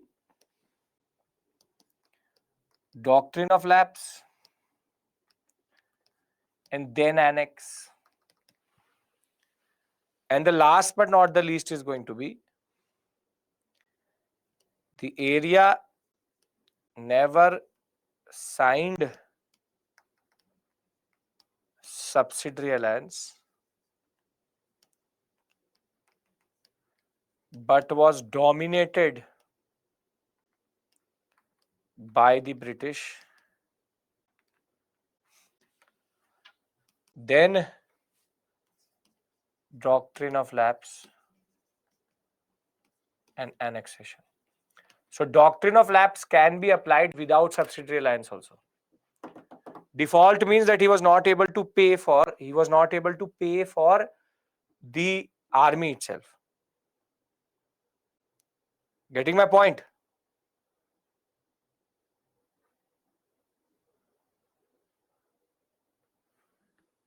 Yes. So basically, doctrine of lapse is like plan B. If A doesn't work, use B. Come on. I am giving you 4 permutations. Ruler doesn't default. How the doctrine is applied when? See, doctrine is going to only be applied when the adopted son will come in. Hyderabad was one state which never defaulted and never ever actually even went into doctrine of lapse. So Hyderabad would be a very good example. Hyderabad never defaulted and doctrine of lapse never applied. Doctrine of lapse never applied. Awadh, what happened, I will tell you later when we'll talk about 1857. Simple point is, very simple point is, direct conquest, subsidiary, take area, subsidiary doesn't work, doctrine of lapse, subsidiary never went into subsidiary, but the British dominated you, doctrine of lapse, annexation. Are we clear? This is where you never sign the subsidiary alliance. What I'm trying to emphasize is doctrine of lapse can be applied independent of subsidiary alliance itself. Yes? Can I move on to judiciary? Though nobody is asking you these permutation combinations, I'm just trying to tell you that there can be these 4 methods in which they annexed. So very simply, please pay attention. Please pay attention. Very simply, we've now understood decline, we've understood advent, we've understood expansion,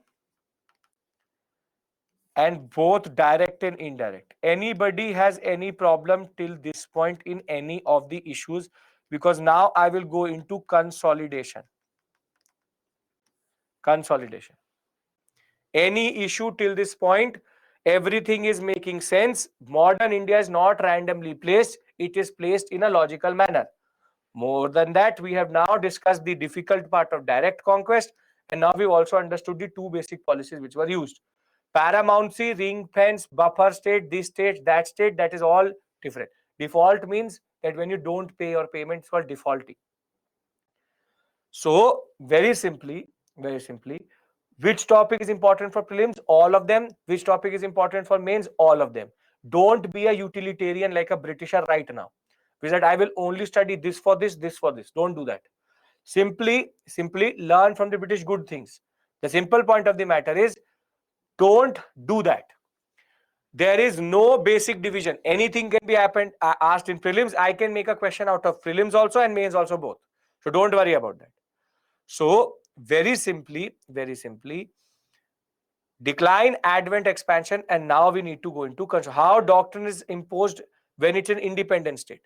Independent state, politically dominated, not came under, there was no war, but these rulers started to accept the British as the paramount power. So lapse will be applied. But again, don't try to work it out. It's not going to be applied on you. If they ask you statement-based questions on subsidiary alliance and doctrine of lapse, you are in a position to answer any question, yes or no. Or if they ask you a mains question, how they were used to conquer India, what are the advantages of it, you can do that. Okay. If they don't, nobody accepts nothing, then doctrine cannot be applied. Obviously, you can't enter into a state and say, now you have adopted son, you're removed. That's not the case.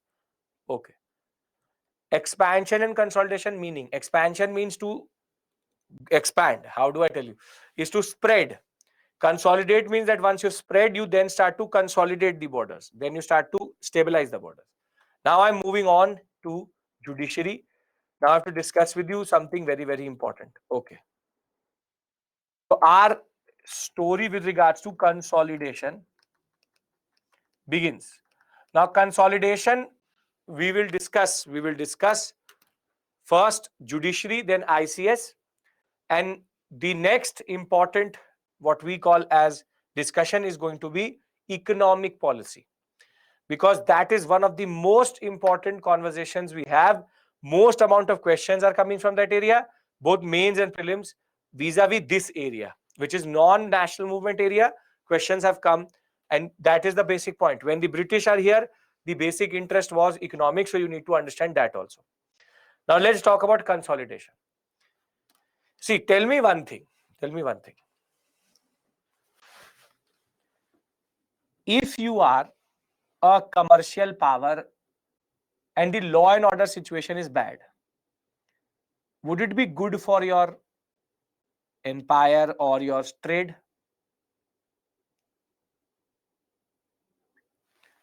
No. Obviously, no. The people who are writing good, are you sand mafias? Obviously not. The basic point of the matter is that you saw what happened yesterday, right? Illegal sand mafia, 3 officers were beaten up by the sand mafias. So very simply, yeah, in Bihar, the basic point of the matter is that if you are a law, if you are a commercial power, you obviously have to have good law and order. Because if your merchandise is getting looted on the road, if people are getting killed, there will be fear that will in turn mean the fact that you cannot trade well. You cannot trade well. And this is the problem which the British had. The British initially, they did not want to intervene into local situations and institutions,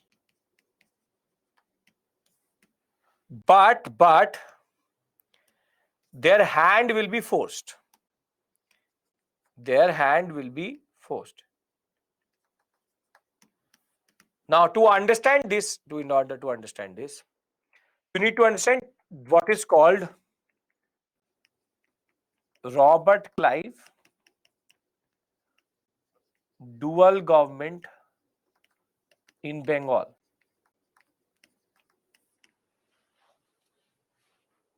Now, see, if you remember,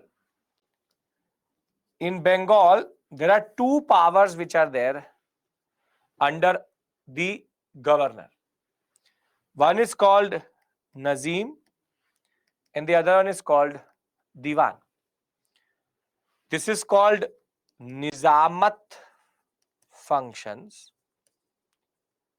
and this is called Diwani functions. Now, when the British won the Battle of Buxar in 1764, they very categorically took the Diwani rights. The British wanted and took the Diwani rights via the Treaty of Allahabad, but they also took 57 lakh rupees not to take Nizamat functions. But the irony of this matter is, the British never wanted it also.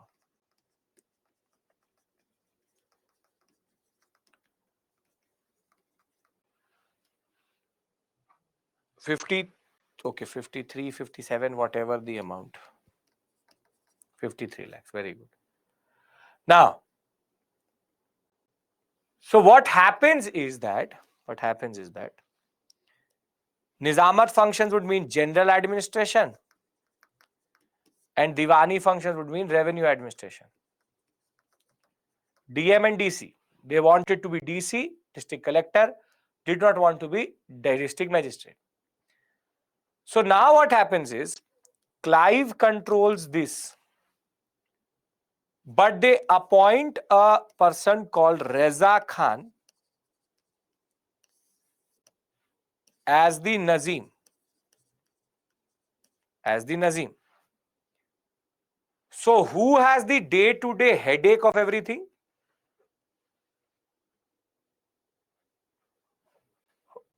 The Nazim. So Reza Khan has to do everything. Clive is only there to take the cream of the butter, which is the Diwani rights and collect the revenue.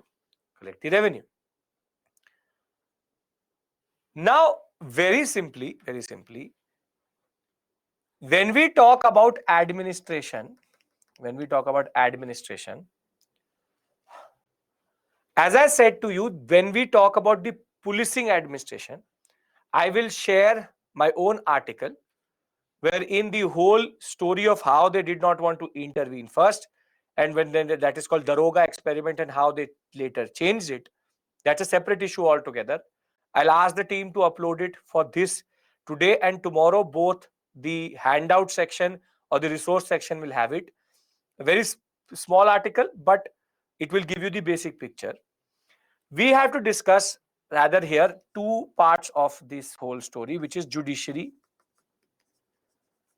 and ICS or Indian Civil Services, what you want to do today. Indian Civil Services, and police, you will do it from the article.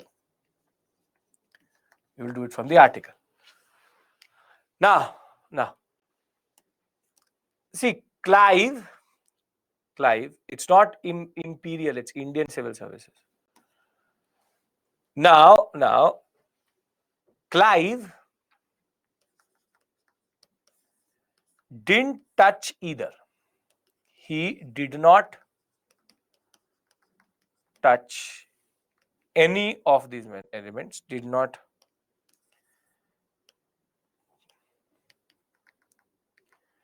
touch any of these elements,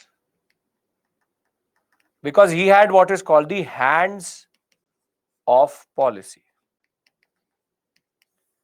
He has the hands of policy, wherein whatever you can get, take it, don't have to take the headache. So Robert Clive very categorically followed what is called hands of policy. Now, if this is the case, what is going to be the consequence of this? What is going to be the consequence of all of this? If he is not going to touch anything, what is going to be the consequence?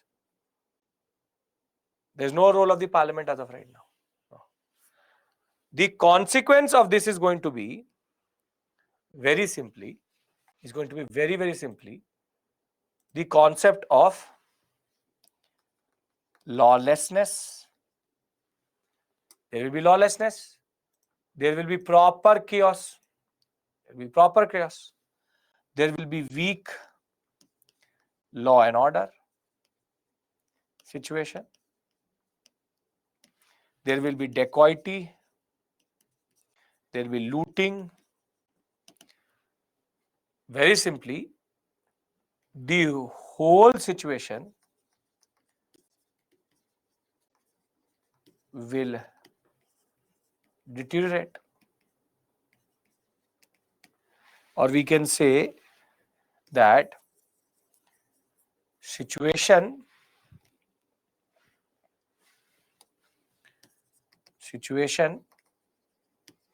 not conducive for trade. Can we safely come to this conclusion that if we look at it, the hands of policy of Clive technically makes no sense. If you have to effectively, what is hands off? That we will not change anything, any institution. The simple point of the matter is that if you don't change the situation or don't change the setup itself, over a period of time, things will go out of hand. And that in turn will lead to even more problems. So if I am a trader, I am the British East India Company and everything is getting looted, is it good for my trade? Yes or no? Because you need to understand the pretext of why they start to intervene. We very simply have to understand why would they intervene. So is hands off policy of any purpose or makes any sense? No. Because I have to somehow find a solution to this issue. Now, hands of policy is not going to work if you want to effectively use. So the first intervention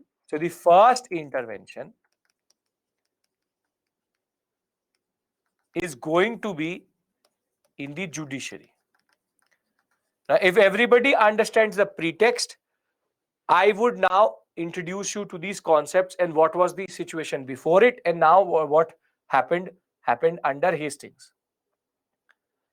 Yes, everybody is following me. Little bit theoretical it is becoming.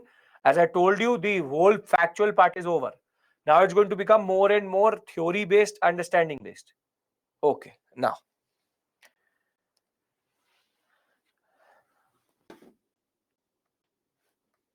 under Clive or pre 1772, how does the judiciary actually work? What is Aarti? The basic short story is that Clive did not touch anything. That in turn led to the judicial mechanism, the policing mechanism, and the general administration of the state to get deteriorated. Reza Khan was overworked, and Clive did not care. He just wanted to collect money. That's it. So, under Clive or pre 1772, how does the judicial system work? How does the judicial system work? You have what is called civil jurisdiction and criminal jurisdiction. What is the difference between these two?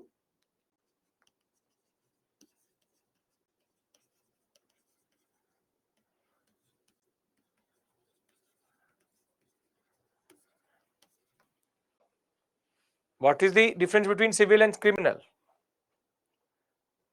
When it is related to family, private matters, or it is a commercial dispute, it is called civil jurisdiction.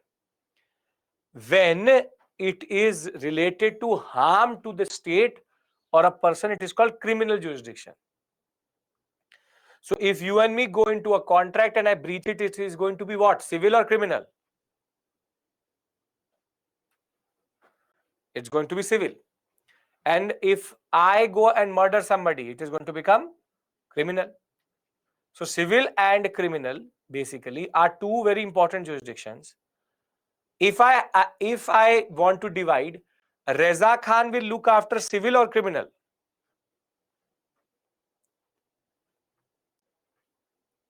He will look after criminal. Very good.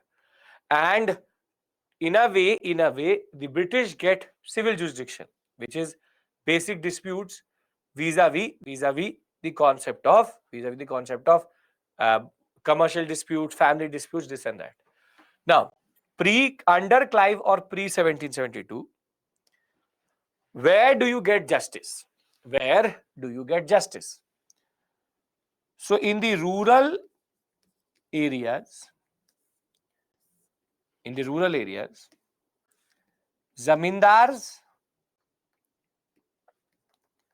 acted as dispute redressal institutions, wherein if there was a dispute between you and me, we would go to the zamindar, and the zamindar would then show his personal justice towards that person. And if you were in urban areas,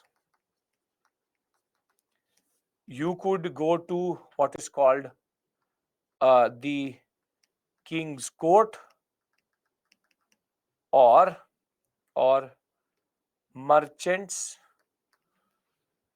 or merchant associations, merchant or what we call as commercial associations, wherein these merchants would resolve issues within themselves, or you can go to the king and say that I have been looted, do something. When it comes to criminal jurisdiction, you have what is called the Faujdar. He is a Mughal officer in rural areas, and he has his own court which is called the Faujdari Adalat. Faujdari Adalat. That very simply, I will go to his Adalat. And in urban areas, I will go to a person called the Kotwal. The Kotwal in urban areas will have what is called the Kotwal Chabutara. That I go to the Kotwal and Kotwal listens to my issues and he will tell me what to do. And you could also, if you wanted, you could go to the Qazi or the Maulvi, to get legal and justice when if you're a Muslim. Chabutra means platform, yes. So very simply, the institutions are diverse. Institutions are diverse. And basically they're moody. So Kotwal had a good interaction with somebody, so he will give you a less punishment. And if Kotwal had a bad day, he will give you bad punishment. Very simply, zamindars are biased, people are biased. The simple point of the matter is, if I had to get justice in this system, there is no what we call as consistency. When we talk about modern legal system, there are two things which are the bedrock of the modern legal system. What are the two bedrocks of modern legal system? Law is legal system only. Rule of law, very good. No one above law. Don't give me polity answers. Give me the concept that if I talk about the IPC, if I look at the rule of law of India, what are the two basic principles which actually make this law so important? Transparency, executive, jurisprudence, equality, unbiased. See, the two very important concepts is consistency and predictability. What do I mean by these things? What I mean by these things is, I go and murder you, or you come and murder me. Both of us will get the exact same sentence, at least 7 years. So there's consistency that anybody in India kills, at least 7 years will be given. So it's consistent. Second is predictability, wherein I know what is going to happen if I do something. I am going to very simply go and do a certain act. I know under the legal system what is going to happen. So as much as due process, rule of law, this and that, these big fundas, if law is not predictable and law is not consistent, then law is useless. Because if I kill and I don't get punished, it's not consistent. If I kill and I get 1 year, you get 50 years, then that makes no sense itself. So very simply, the concept here is not about equality. It's about application. The simple point is, if a law is consistent, or a jurisprudence or a legal system is consistent and predictable, then you consider it efficient. Now tell me one thing, this system, is the law consistent or efficient? Or in a way, what we call as predictable? Predictability, Vishwajit, would be that you know your sentencing, you know the consequences of your actions already. This is a arbitrary system. There is neither consistency, neither predictability, and nor is it efficient. And this system makes no sense to the British. So therefore, the first change which will come is under Warren Hastings. When Warren Hastings will become the Governor General, he will be given the task to make the judicial system better. Now, what I'm going to be doing is, see, you will find this in no book. You will find it in no random Things I'm actually at an optional level teaching you. So I'm going to give you 3 basic flow charts or 3 basic structures. You just have to do one thing, which is to understand how the system works. The area is very specialized for a mains question, but still I'm going to explain to you how the evolution is there between Hastings, Cornwallis, and the concept of Bentinck. So there's something written on the PPT, but what you need to understand is the basic structure. Now, when I'm talking about Warren Hastings, Hastings comes from the school, and I will be having this discussion most probably on Thursday with you.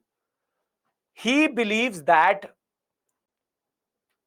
the problem in India is not that the institutions are useless. The problem in India is that they have fallen into disuse, wherein that either there is corruption which has come in, or there is disuse which has come in. So if we, the British, come and revive it, it will become better. So Hastings is of that understanding, wherein he does not want to change too much. So while Clive did not want to touch it, Warren Hastings does not want to fundamentally change anything. Fundamentally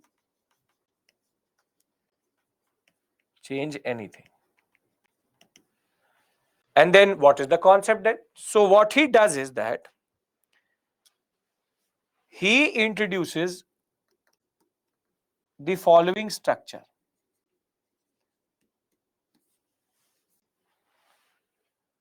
What he does is that he creates what is called a Nizamat Adalat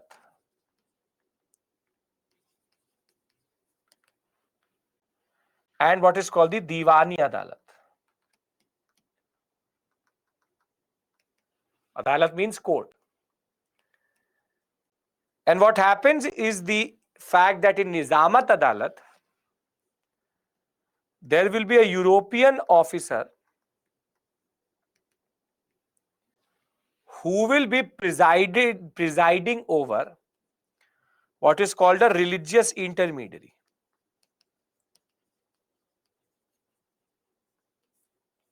For Hindus, that is going to be a Pandit, and for Muslims, that is going to be a Qazi. Now, in Hastings' mind, this is how Indian legal system works. That if you had to go for any form of what we call as judicial redressal, justice should be given in consonance with these traditions of India. Now, tell me one thing. When in India did rulers and people go to the Pandit for legal advice? Meaning, I have a legal dispute. When did we go to Pandits? Never.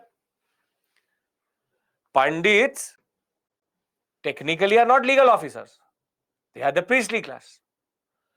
But in the small mind of Hastings, if there's a Qazi, see, Qazi and Maulvis are actually legal officers. But an equivalent in Hinduism technically does not exist.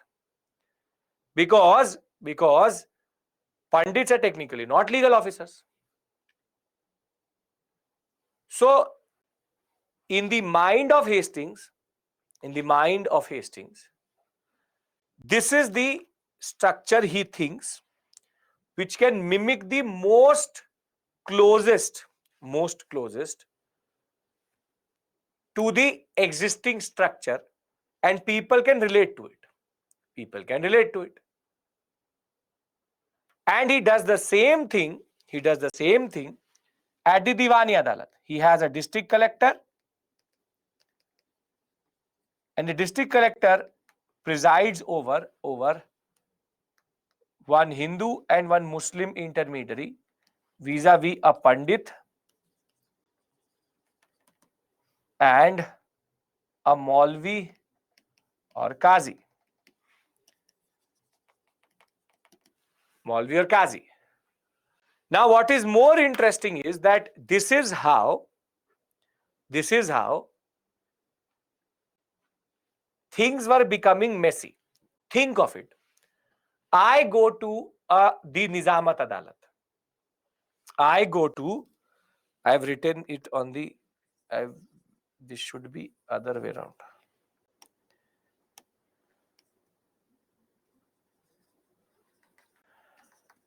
I go to, for example, Nizamat Adalat. And the European, I say that I killed 5 people. I want to confess. Very good. So the European officer will say, what is your religion? I will say, I'm a Hindu. So the Qazi and the Maulvi will not say anything. The Pandit will. Now, the officer, now look at the absurdity. The European officer will say that this is a severe punishment. Pandit, please tell me what is the punishment for killing according to Hindu scriptures.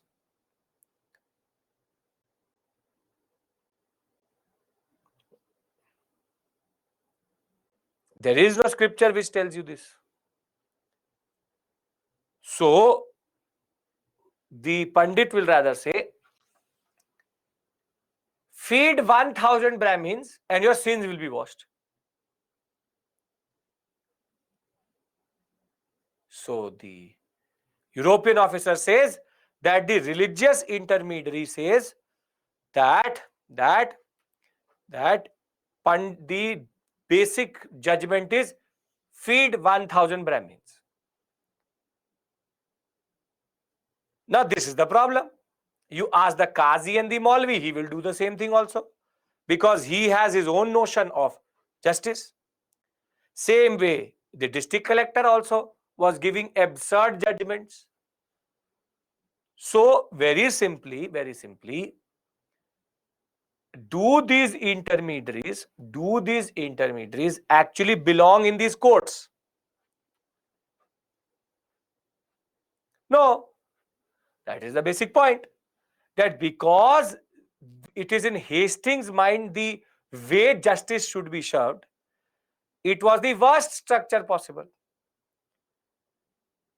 So this is where Hastings' model is problematic, because it is based on an absurd notion that there are law officers in the pre-colonial era. And that is why this model is flawed from the beginning itself.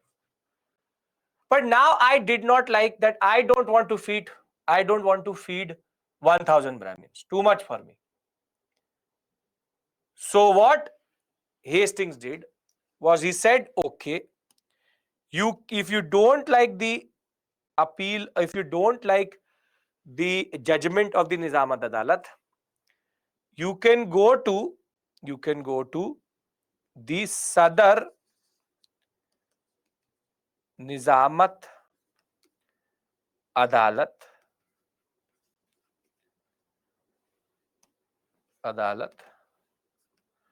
and you can go to the Sadar Diwani Adalat.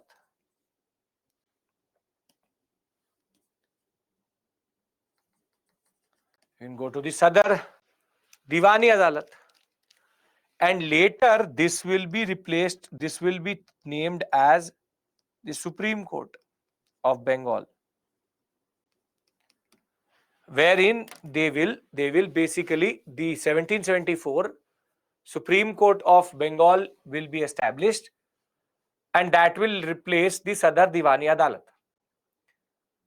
Now, this is called appellate jurisdiction. Basically, if I don't like the the Nizamat Adalat, I will go to the Sadar Nizamat Adalat, and if I don't like the Diwani Adalat, I will go to Sadar Diwani Adalat. So I can take the appeal to a higher court. So how many tiers are there in this structure? How many tiers are there? It's a 2-tier model. Very good. It's a 2-tier model under which The concept is very, very simple. I have created two basic codes wherein the Sadar Nizamat Adalat and the Sadar Diwani Adalat and the Nizamat Adalat and the Diwani Adalat are there.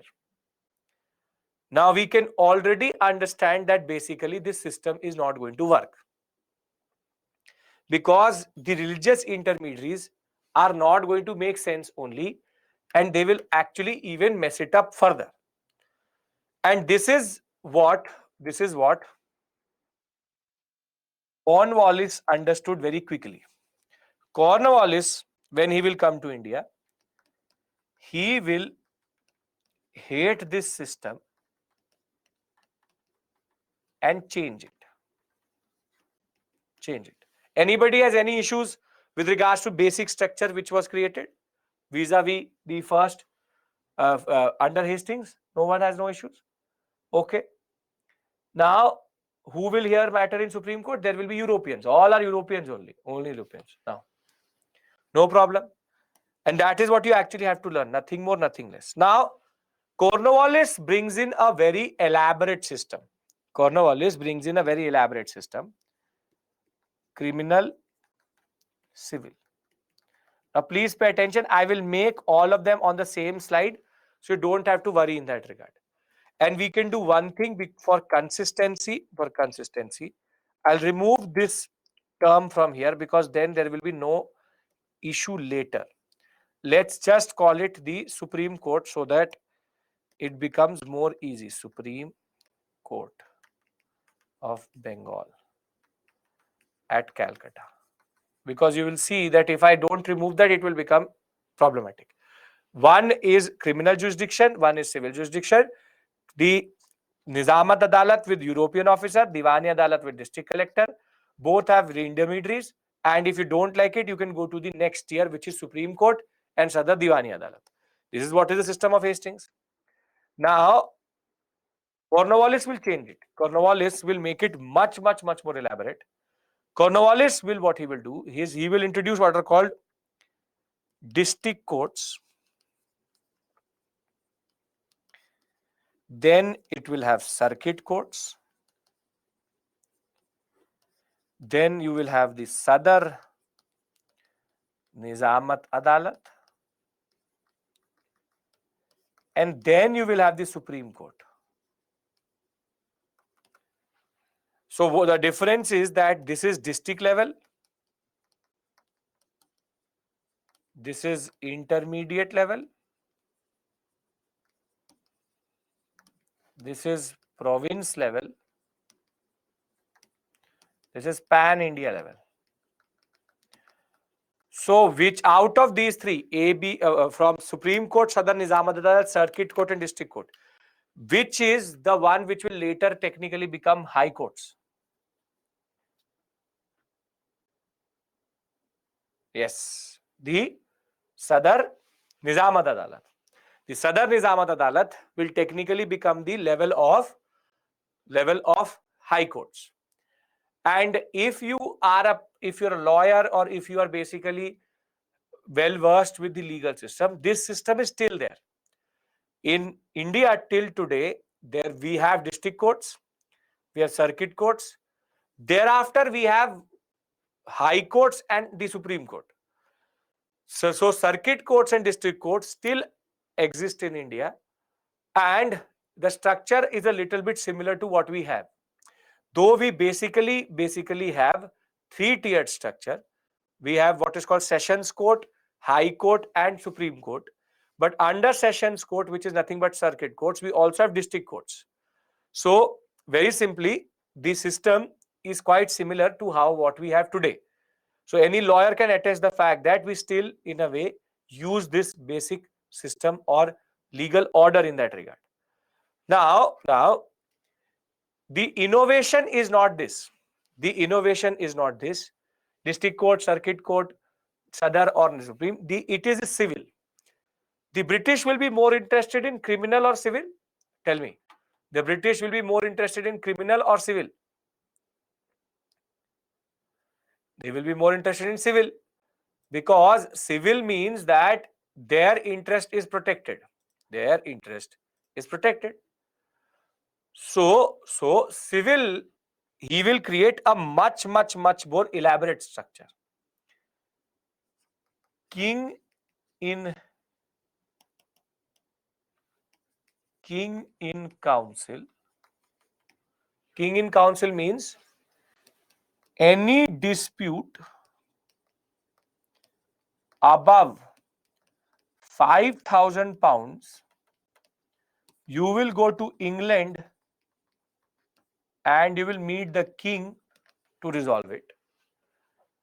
District is district, 5-6 districts together is called one circuit. Then if it is less than £5,000, then you have Sadar Diwani Adalat. Under it you have again circuit courts. But then it divides the jurisdiction. One is called registrar court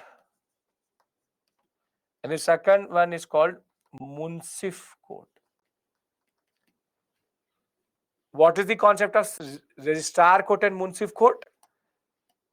Again, till today exists only for Europeans and only for Indians. So he has now created a much more elaborate system with regards to how the whole structure is. The Cornwallis model creates not one, but in criminal jurisdiction a 4-tiered structure. And if you have a dispute with a commercial dispute less than £5,000, it is a 3-tiered structure divided for Muslim, Indians and Europeans. And if it is above 5,000, you can straight away go to the king and his privy council, as it is called, in England to get your dispute resolved. So if you look at it, Cornwallis will do one thing, which is that all religious intermediaries are removed. So no Pandit, no Maulvi or Qazi. None of these officers technically exist. All of them will be abolished. All of them will be abolished in all courts, in both criminal and in civil, both.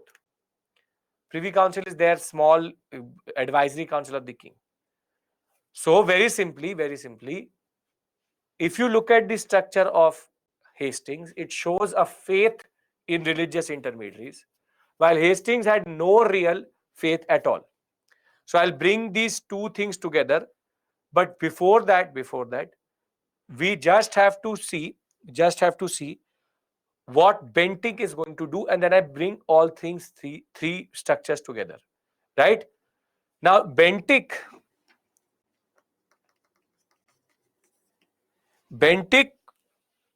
will very simply in criminal not change anything, but in civil he will change something. Wellesley and Lon did not do anything. If I'm not taking their name, they did not do anything. King in council, Sadar Diwani Adalat. And what he does is that he abolishes circuit courts, and now the district collector himself becomes a legal position, and under him he has the registrar and the munsif court. So he's not changed anything in criminal, but he's changed it in the civil. So very simply, can I summarize these three together? And then it will make sense. One slide, I make all three together. I can? Okay. See. Hastings, Cornwallis, and Bentinck. We see, Lakshmi, we don't have to go into details. You only need to know the structures. We don't have to go into the working of these things. We just have to keep it simple. So let's talk about Hastings. Hastings is criminal, civil, Supreme Court, then under that Nizamat Adalat, and you have Sadar Diwani Adalat, under it Diwani Adalat. This is the Hastings model.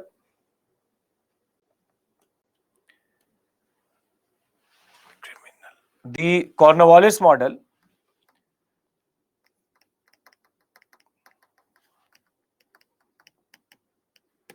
you have Supreme Court, Sadar Nizamat Adalat,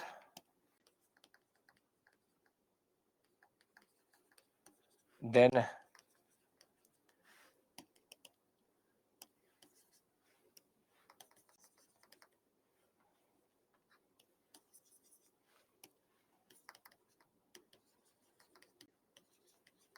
circuit courts,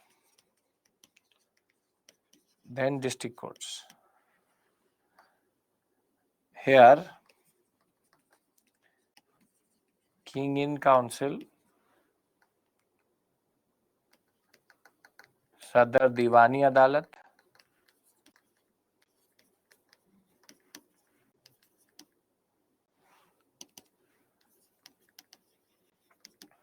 circuit courts,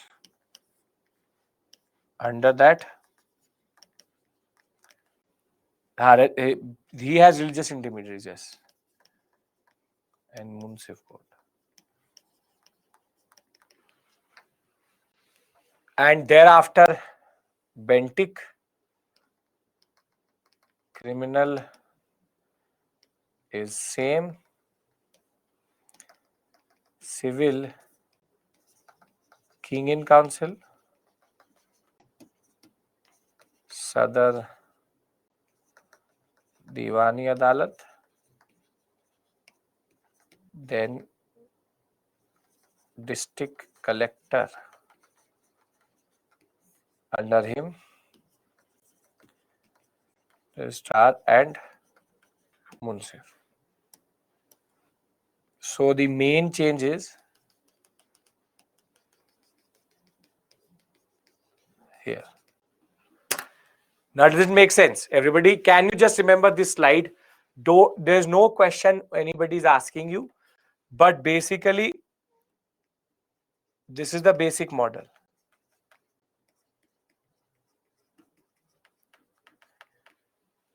Done? Great.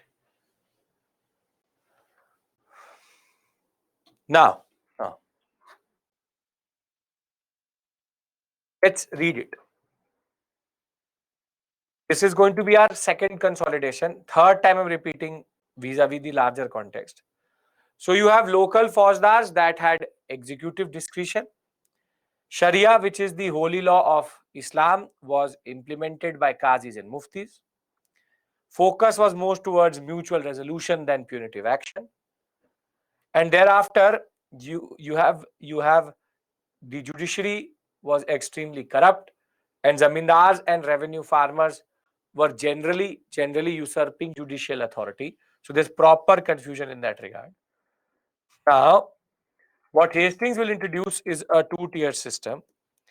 Each district will have a Diwani Adalat and a Nizamat Adalat. And two topics are divided as it is criminal and civil. Muslim and Hindu law would to be used in criminal justice, and Muslim and Hindu law was to be used in civil jurisdiction also. Civil courts will be presided over by European district collectors, and a Maulvi along with a Brahman Pandit. And the criminal court would be under the Qazi and a Mufti supervised by a district collector. And for the same equivalent, you would have a Brahman. The Sadar Nizamad Adalat was the final court of civil matters, which will later be named as Supreme Court when it will come in 1773. And both will be presided over by president and two members of the council of the governor. Now Cornwallis will change this system very quickly, wherein separation of revenue and justice department properly, wherein he'll say that a district collector should not have power, which Bentinck is going to change. To bring European subjects under his jurisdiction, he will make it more elaborate, and he will create a model in which sovereignty of law became important. That law is supreme, which is more important, and no one is above law. So he'll create king in council for appeals more than 5,000 and above. Sadar Diwani Adalat at Calcutta, 4 circuit courts for court of appeal, district courts for district judges, registrar courts for European judges and Europeans, and Munsif court under Indian officers for Indians. However, the Fauzdari Adalat, which were functioning under Reza Khan, were abolished. Naib Nazim itself was abolished. This position was abolished under Cornwallis. We'll talk about that. The courts of the circuits headed by European judges were created in place of Fauzdari Adalat.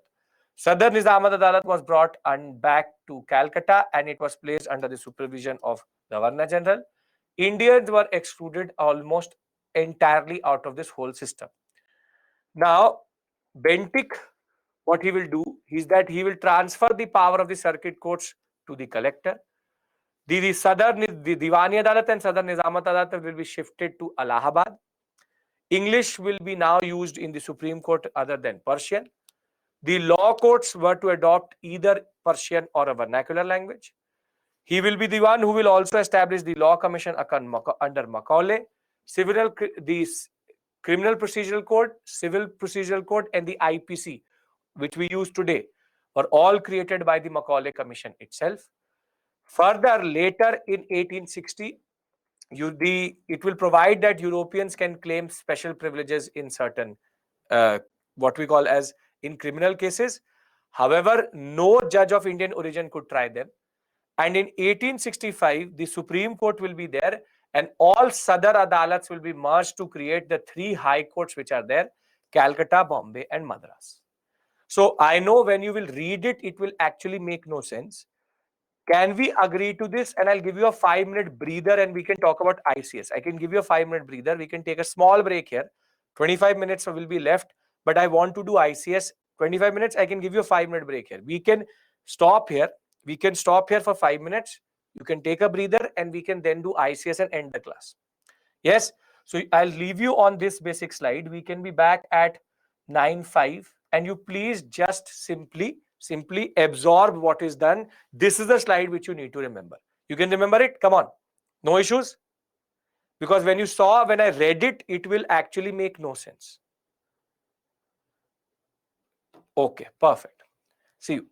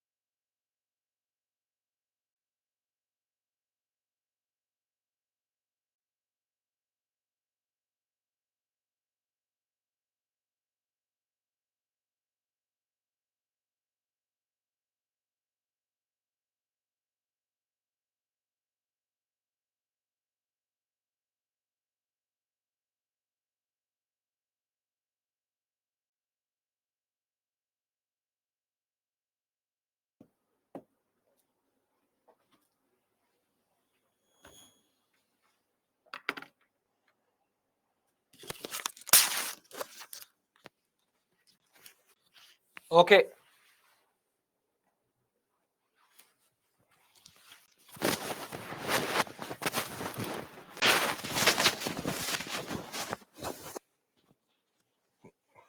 Can we start?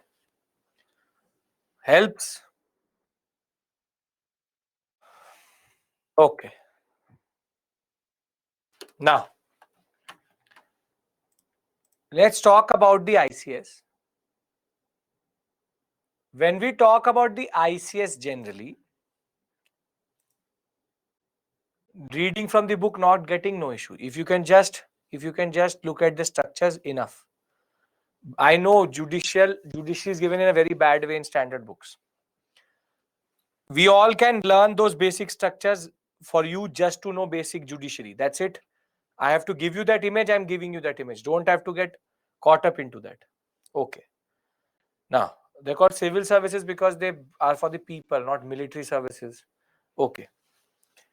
Now, very simply, when we talk about the Indian civil services, see, the Clive brought with himself officers.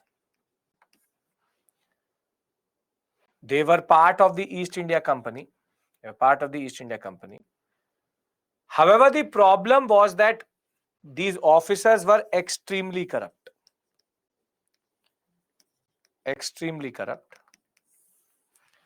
Wherein what these officers were technically doing is called private trade.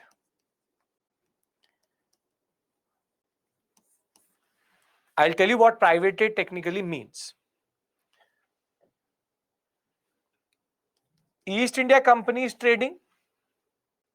So East India Company is, for example, buying and selling, for example, pepper. Now these officers, what they used to do, Clive himself used to buy and sell pepper and send the money to his family. Now, if I'm the court of directors, will I like private trading by the officers? No, because basically there is now competition, and if not competition, the money which could have been East India Companies, it is going to the officers itself. And the initial officers actually made a fortune out of this, wherein they started to privately trade. They used to say on their own ships, they used to send pepper and different concept of what we call as commodities, and they used to sell, and the East India Company could see that there was major leakages in that regard. So the one who is considered the person who is considered the father of civil services in India is called Cornwallis, father of civil services in India, and basically his name is Cornwallis. Now Cornwallis, what he did was that he tried to check the corruption by basically introducing 4 basic concepts. Any East India Company officer will be given an increased salary so that he does not remain corrupt. Strict rules for enforcement vis-a-vis private trade were introduced. They were debarred from taking what are called gifts and bribes and presents.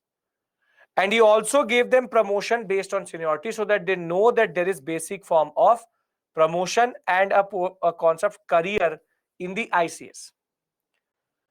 But as of right now, if I had to become an ICS officer, how do I become that? Guess. If I want to become an ICS officer, how do I become it? How do I become an ICS officer? No, there is no examination. That is the point. Before 1853, it was the nomination by the court of directors. So before 1853, there is no concept of what we call as open competition. Open competition only happens after 1853, though there was a provision in the Charter Act of 1833 also. Provision was there, but it was never implemented. The simple point of the matter is that before 1853, if I want to become an ICS officer, I would need to be nominated by the court of directors. And if there will be nomination, what will be there?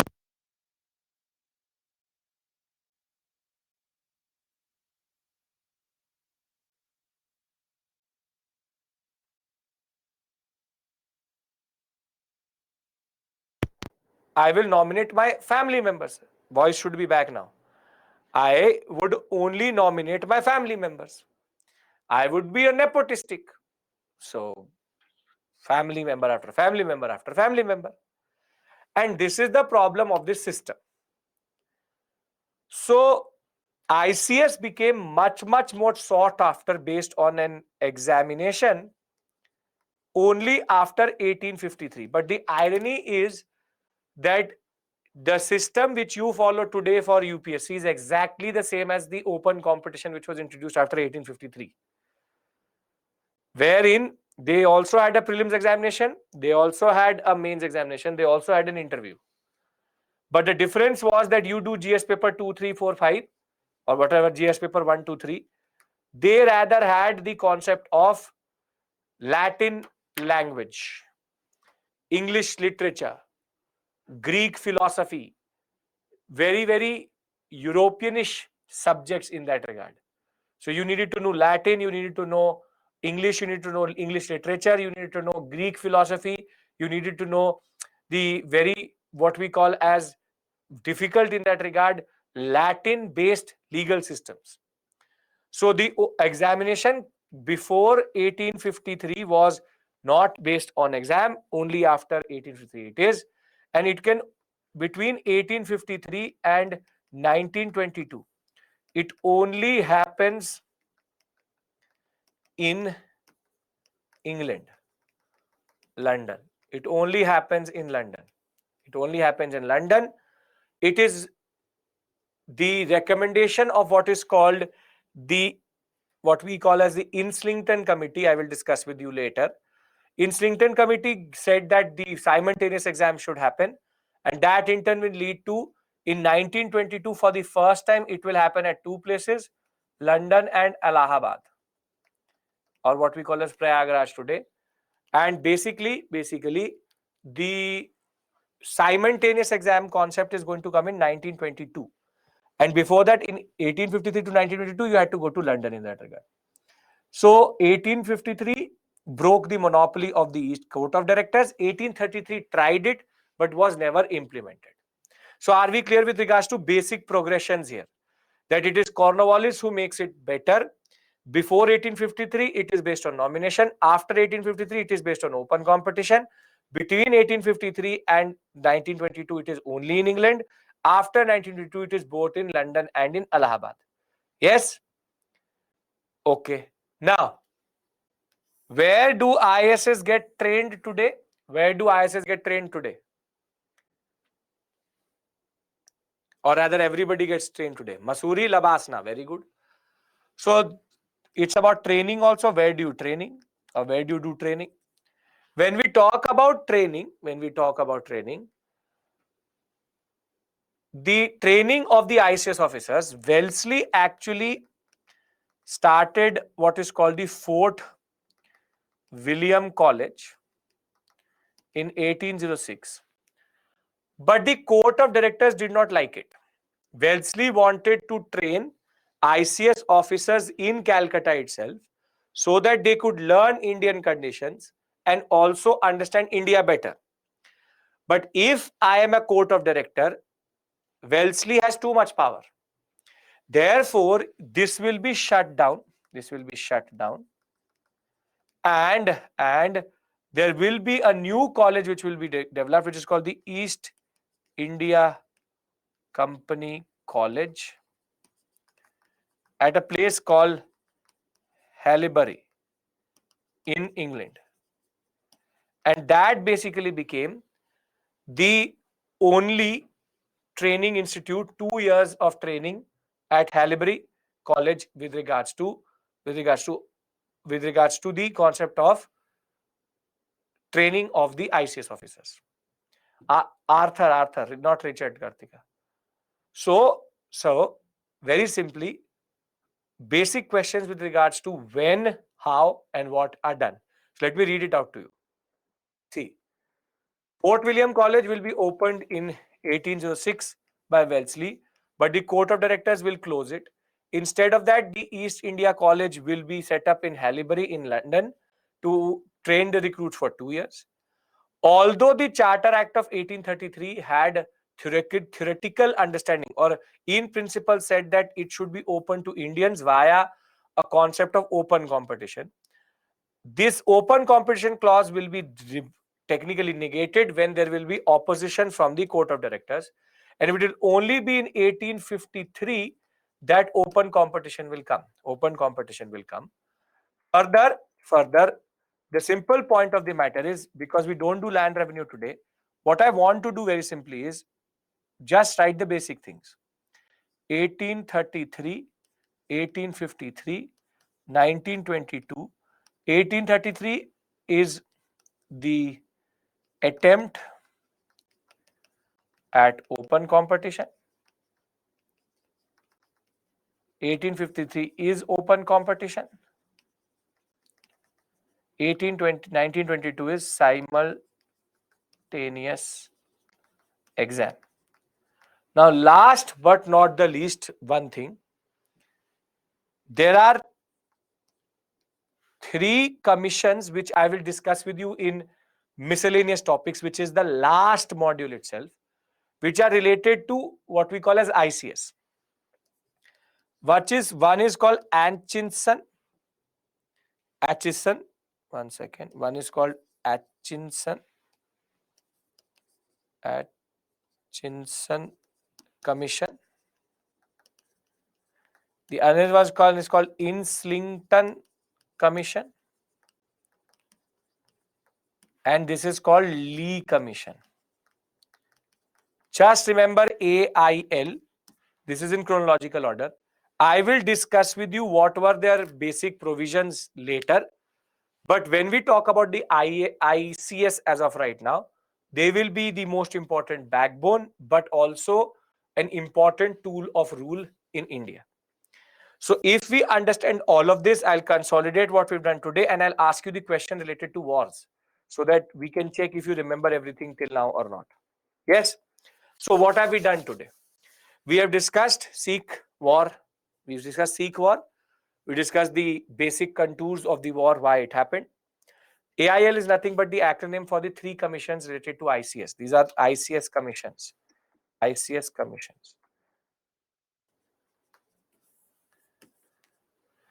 Now, once we did with the Sikh war, then we moved to the concept, very simple concept of the subsidiary alliance and doctrine of lapse. We discussed the permutation and combinations. And thereafter, we've been discussing the judiciary and the ICS. This is what we've done today. And we did a trick vis-a-vis how to learn the what we call as wars, and we did with regards to treaties. Now, very simply, tomorrow's agenda is going to be extremely important. Please don't miss tomorrow's class, irrespective of anything. I will be discussing land revenue, commercialization, and deindustrialization, if we can reach there, and drain of wealth. People tend to think, we will discuss what is called economic history. Students tend to think that these 4 things are independent to each other. But I'm going to tell you a way to understand it so that you understand that basically all 3 are or all 4 are related to each other very, very closely, because there's a major understanding. Rather, I'll ask you the question itself. India was looted directly, indirectly.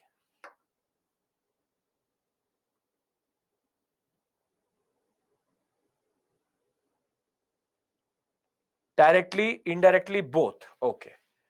Very good. So half of you saying both, half of you saying indirectly. Very good. Now, there's a major misnomer which you will see, for example, in WhatsApp University or in other platforms, where people would argue that the British came, they took the money, they put it onto a ship, and they took it to England. This is a major understanding which has been created vis-a-vis whatever it may be. But tomorrow we will actually understand how the looting of India, the drain from India, was much, much, much more diverse and through multiple channels. Through multiple channels. And very simply, once we are done with the concept of this economic history, we'll slowly move to education policy.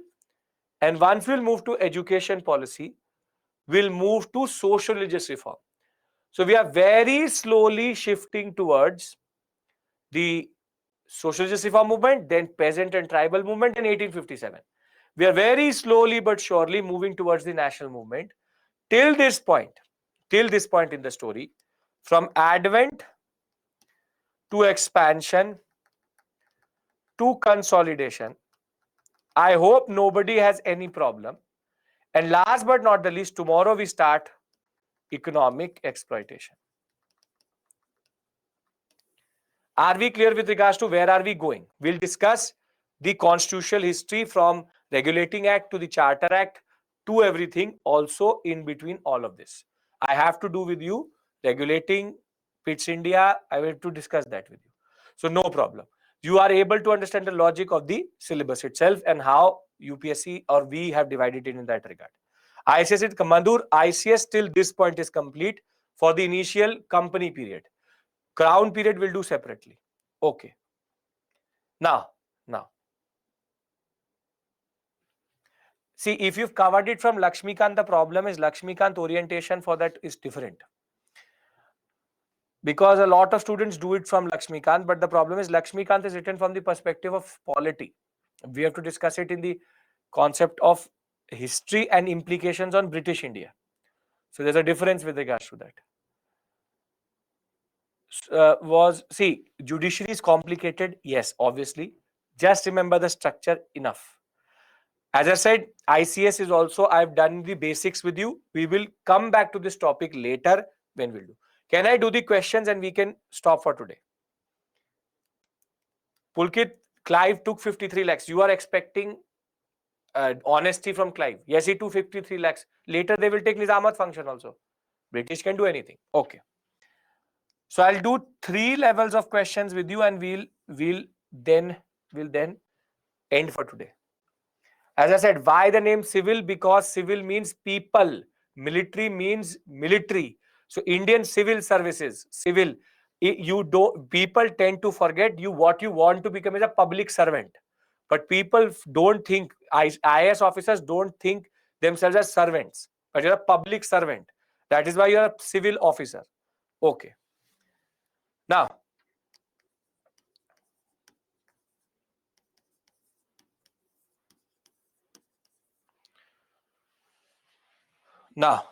come on.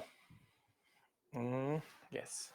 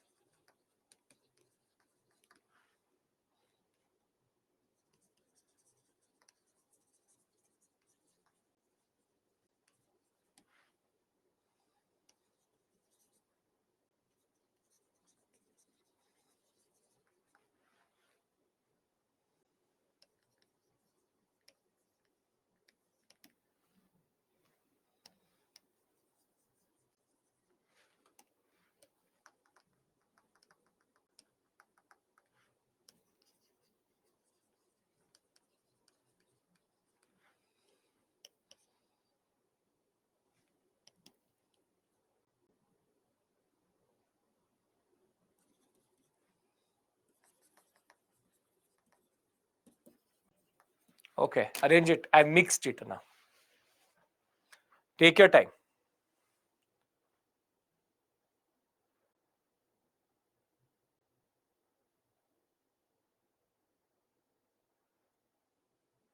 This is what happens when you do it fresh, it comes to you.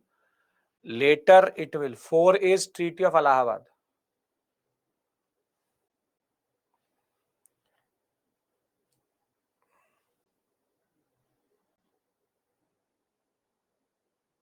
Akula. Well, just remember the treaty and the war and then convert it. I already gave you the trick for that also.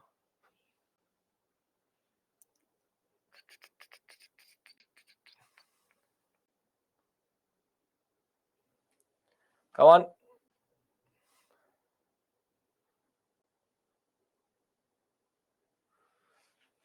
The pattern which is emerging more or less 1427653 4127563 mobile number लिख रहे हैं सब 1426573 okay see I think this is prevailing. Let's see if this is correct. 142 again this is different 7563. This is what most of the people are writing. Okay. Why are people writing 4 first? Treaty of Allahabad is what? Treaty of Allahabad is which war? Is Buxar. So Bengal happens after Treaty of Paris, right? See, Treaty of Paris is basically IPOPA. Pa means Third Carnatic War. Third Carnatic War. Bhairoval means second, the first Sikh War. 3 has to be in the end. First Sikh War. This is Buxar and this is third Mysore War. So if I had to keep it 1, then 4 perfect, then you would have to go for 2. Thereafter you will have 6. Thereafter, yes, 1, 4, 2. Mysore will come first. Then 5. Then 6. Seringamapatnam. No. 6. 1, 2, 1. Wait, 1 second. 1, 4, 2, 6. So what have we done? 1, 4, 2, 6 done. So what is left is what? Treaty of Bhairoval. 3 has to be in the end. So that is also done. We have to decide between first Maratha. So 7 and 5. This is 1, 4, 2, 6, 7, 5, 3. So you have first.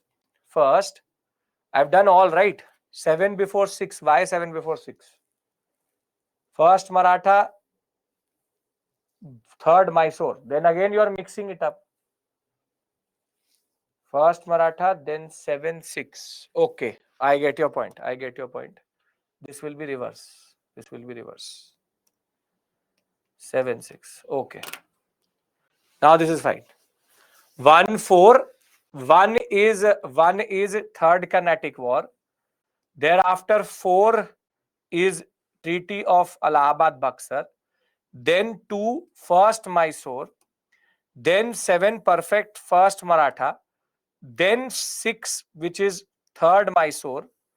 Then 5 and then 3. Perfect. Great. So I myself took time in making the question is easier, solving it is difficult.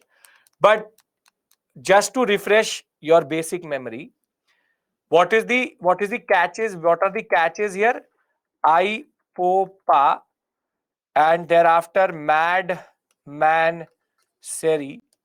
Thereafter you have La Bhai and you have the concept of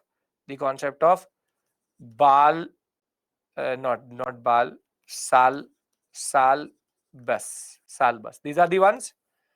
And the basic concept was Carnatic first, then Bengal, then Mysore, then Maratha, then Sikh. Then Sikh, and my comes first, then Maratha, then my. Right? So I'll give you one more question if you have the time, and we can then close for today. One more question? Okay. 1, 2, 3, 4, 5, 6, 7. Okay.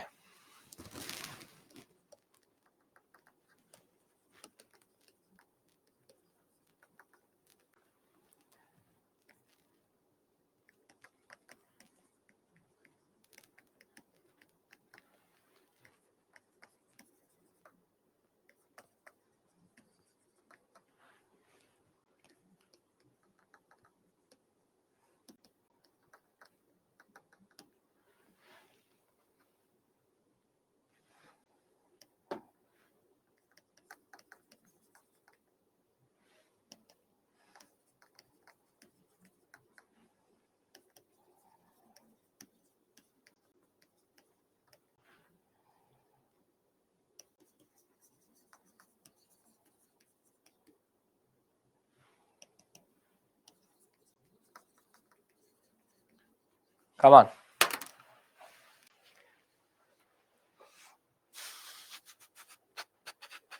If you have to go somewhere, thank you so much. I'll see you tomorrow. I hope everything made sense.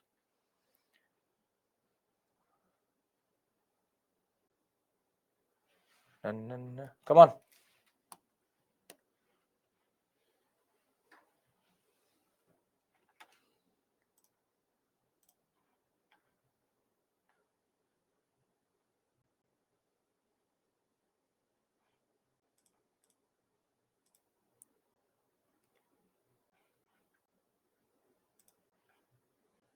Two, 7.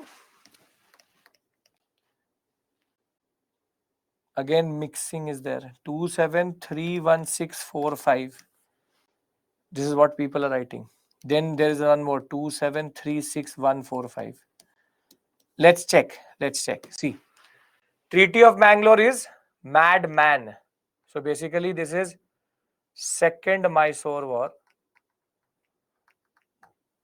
First Carnatic. This is the first.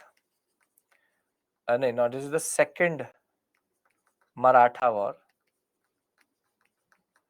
And this is first Maratha War. And this is third Pondicherry, Ipopa. This is Po. It should start with 7, right? Or we have 2. Okay. So we have this is Ipopa, second Carnatic War.